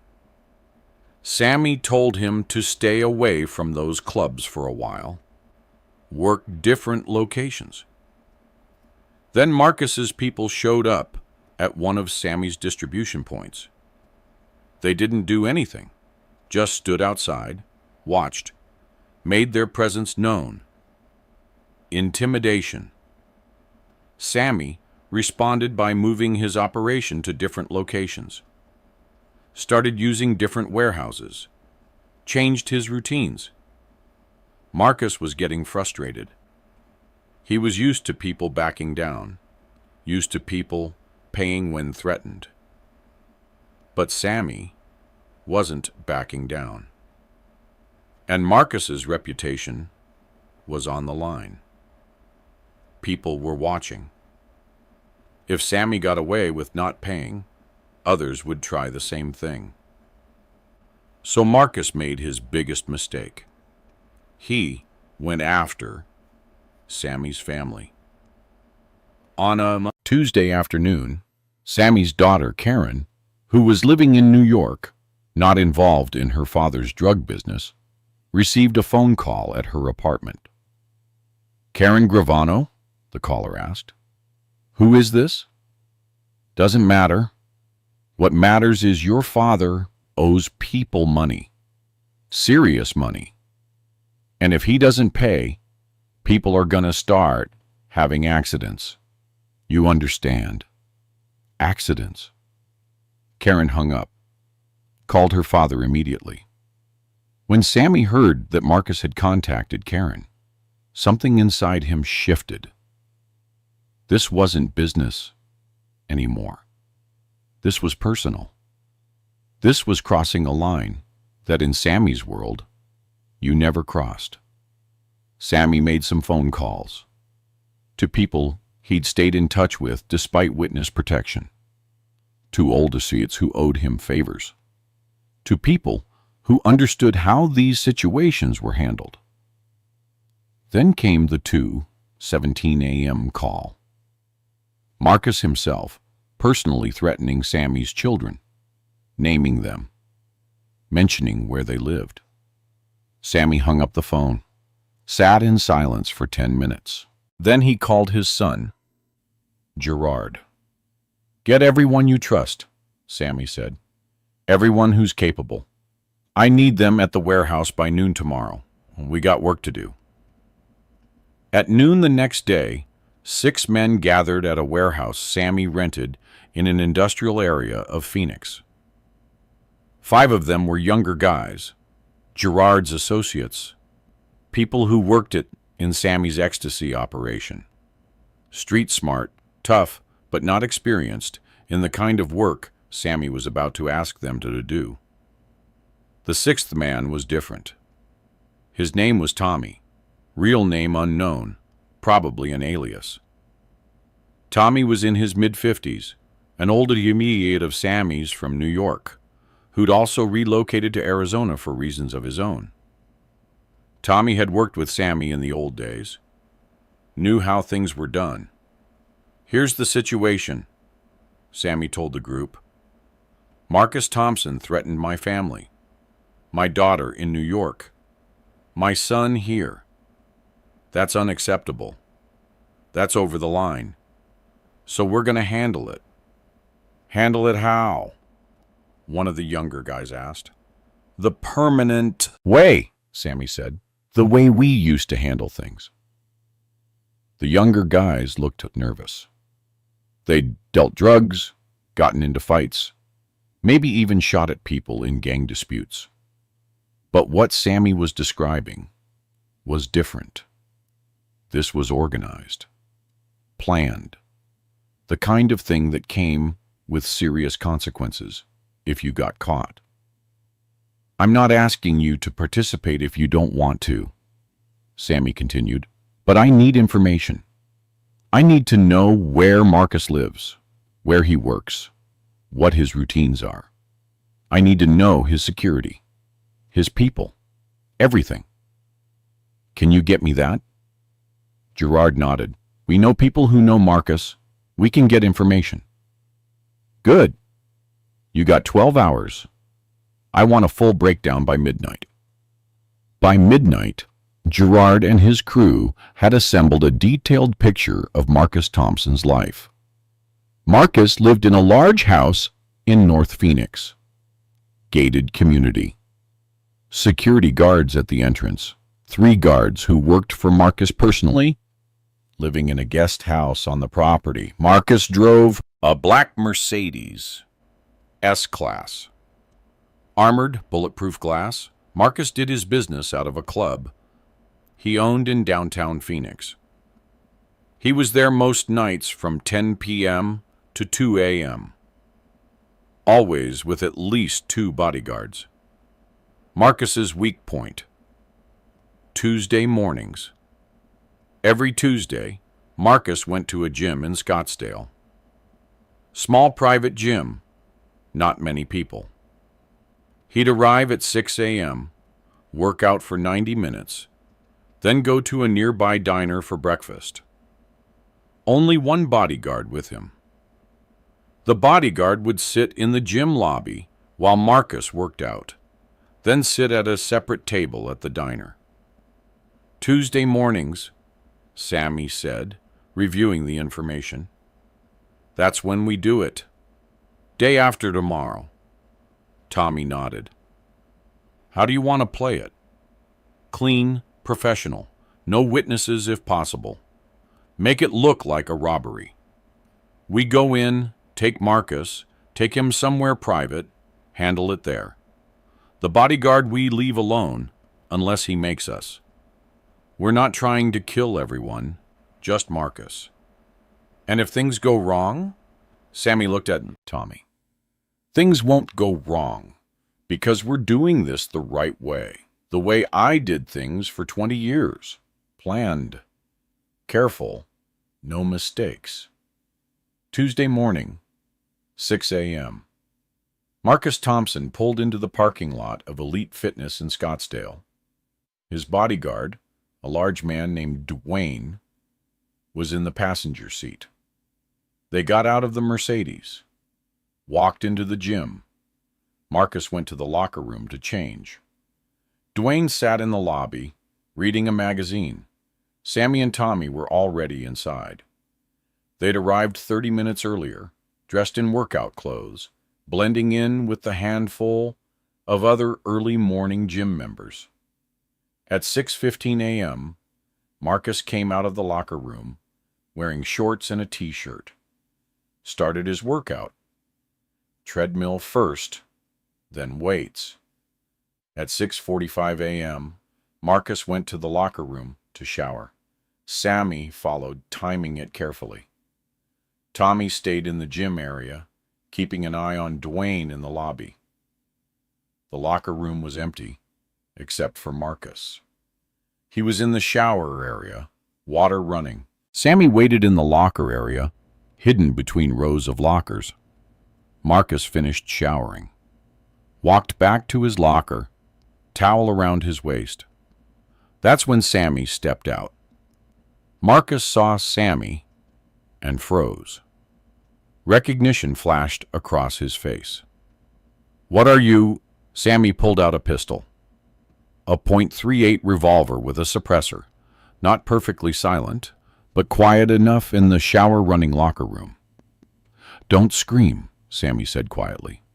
"Don't make noise. Just get dressed. You're coming with me." "You're crazy. Dwayne's right outside. You'll never—" "Dwayne's being handled. Get dressed. Now." Marcus, shaking, started getting dressed. Put on his pants, his shirt, his shoes. Sammy kept the gun on him the entire time. "Walk out like everything's normal," Sammy instructed. "We're going to go out the back exit. There's a car waiting. You get in. If you try to run, if you try to signal anyone, I shoot you right here. Understand?" Marcus nodded. They walked out of the locker room together, through the gym. Marcus kept glancing at Dwayne in the lobby, but Tommy had positioned himself where Dwayne couldn't see the back exit. They went out the rear door into the parking lot. Gerard was waiting in a van.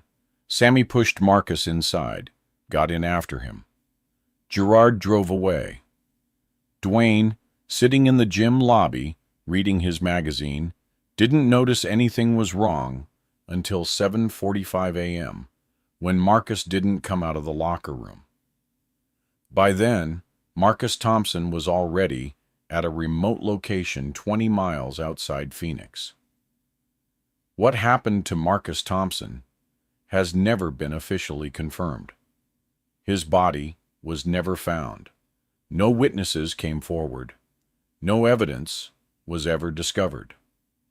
But here's what likely occurred, based on later investigations and testimony from people who knew what happened.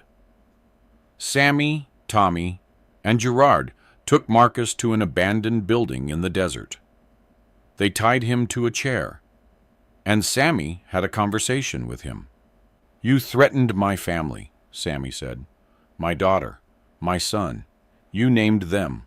You told me you'd hurt them. That's not something I can let slide." Marcus was crying now. "I'm sorry. I didn't mean it. I was just trying to collect my money. I wouldn't have actually hurt them. Maybe you wouldn't have. But I can't take that chance. Because once you threaten my family, once you cross that line, I have to assume you're serious. I have to assume you'll do it. And I can't live with that assumption.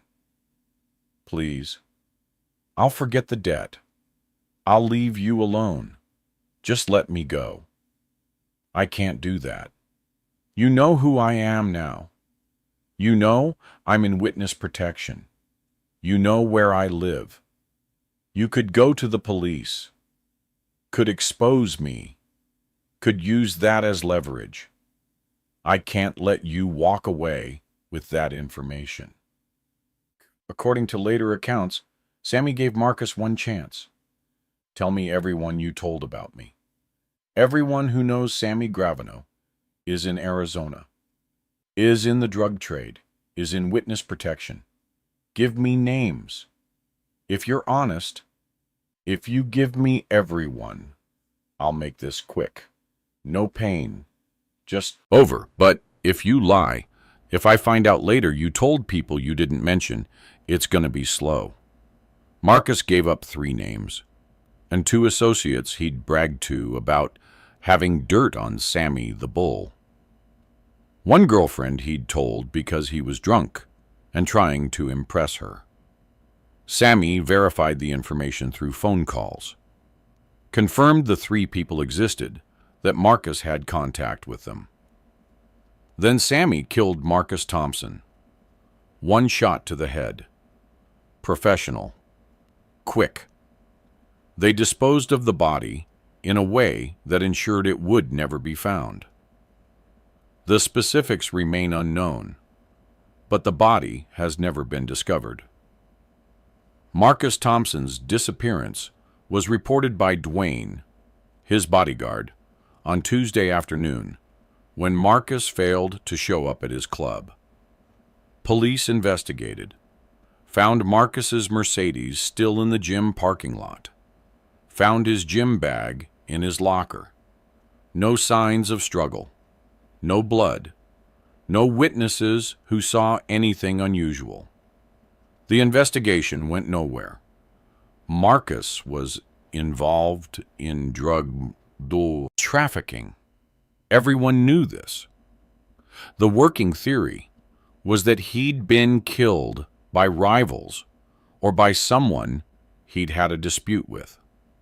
Without a body, without witnesses, without evidence, there was nothing to pursue. But Sammy wasn't finished.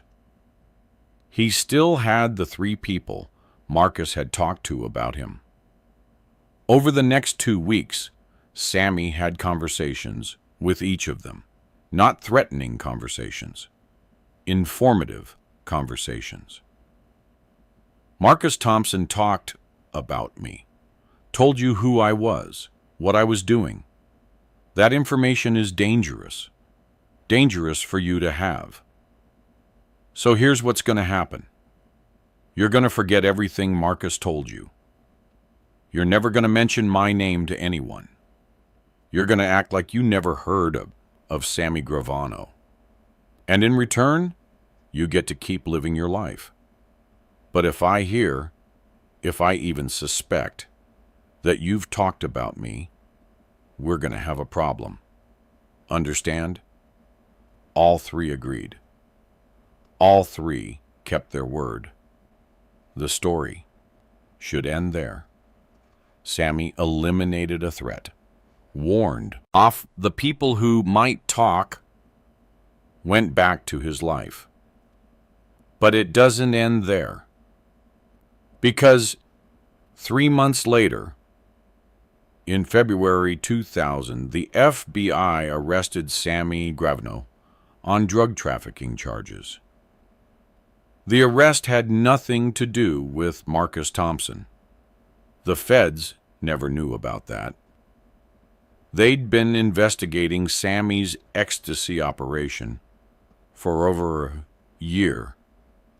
Sammy was convicted, sentenced to 20 years in prison. He served 17 years, was released in 2017 at age 72. The Marcus Thompson case remained unsolved. Officially, it still is. The Phoenix Police Department lists Thompson as a missing person. No body, no evidence of foul play, just gone. But in the drug world of Phoenix, everyone knew what happened. Everyone understood that Marcus had threatened the wrong person, had made the mistake of thinking Sammy Gravano's past was just history, had learned too late that some men carry their capabilities with them, regardless of age or circumstances. In 2019, 2 years after his release, Sammy Gravano was interviewed by a journalist about his years in Arizona. The journalist asked about his drug operation, his arrest, his time in prison. Near the end of the interview, the journalist mentioned Marcus Thompson, asked if Sammy knew anything about Thompson's disappearance. Sammy was quiet for a moment. Then he said, "I don't know anything about what happened to Marcus Thompson. But I'll tell you this. In my world, there were rules. Lines you didn't cross. One of those lines was family. You could have business disputes. You could have arguments about money, about territory, about respect. But you didn't threaten people's families. You didn't go after someone's kids. When someone crosses that line, when they make it personal like that, the response has to be absolute, has to be final. Because if you let someone threaten your family and don't respond, you're telling everyone else that your family is fair game, that you're weak, that you won't protect the people you love. I've done a lot of things I regret. 19 murders is 19 too many. But protecting my family, that's not something I regret. That's something I'd do again, no matter the consequences. The journalist pressed, "Are you saying you were involved in Marcus Thompson's disappearance?" Sammy smiled. "I'm saying that people who threaten families tend to disappear. That's a pattern you see throughout history, and it's a lesson people should learn. Some lines you just don't cross." The interview moved on to other topics. Sammy never directly admitted involvement, but the message was clear. 24 hours after Marcus Thompson threatened Sammy's family, Marcus vanished. No body, no trace, no evidence, just gone.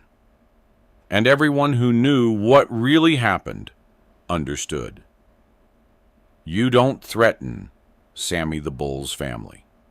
Not in 1985, when he was a Gambino underboss. Not in 2001, when he was supposedly retired. Not ever. Some lessons are timeless, and some meaning are always dangerous, and some mistakes are fatal. Marcus Thompson learned all 3 lines at once. His disappearance stands as a warning that echoes through the underworld even today. Know who you're dealing with, respect the rules, and never, ever threaten a man's family. Because that's how people end up vanishing in the desert, permanently. That wraps it up for today. In 2001, drug dealer Marcus Thompson sold Sammy the Bull 20 kilos of bad cocaine. Sammy refused to pay. Marcus escalated, threatened Sammy's operation, then his son Gerard, then called Sammy at 2:17 a.m., and threatened his daughter Karen by name. 24 hours later, Marcus disappeared from a gym in Scottsdale. His body was never found. No evidence, no witnesses, just gone. Because Marcus made the mistake of thinking Sammy's past was just history. Made the mistake of threatening family. Made the mistake of believing prison and witness protection had made Sammy soft. Some men stay dangerous forever. Some rules never change. And some threats have permanent consequences. If this story hit you, drop a comment below.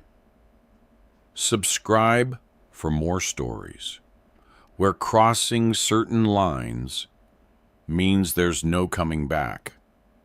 See you in the next one.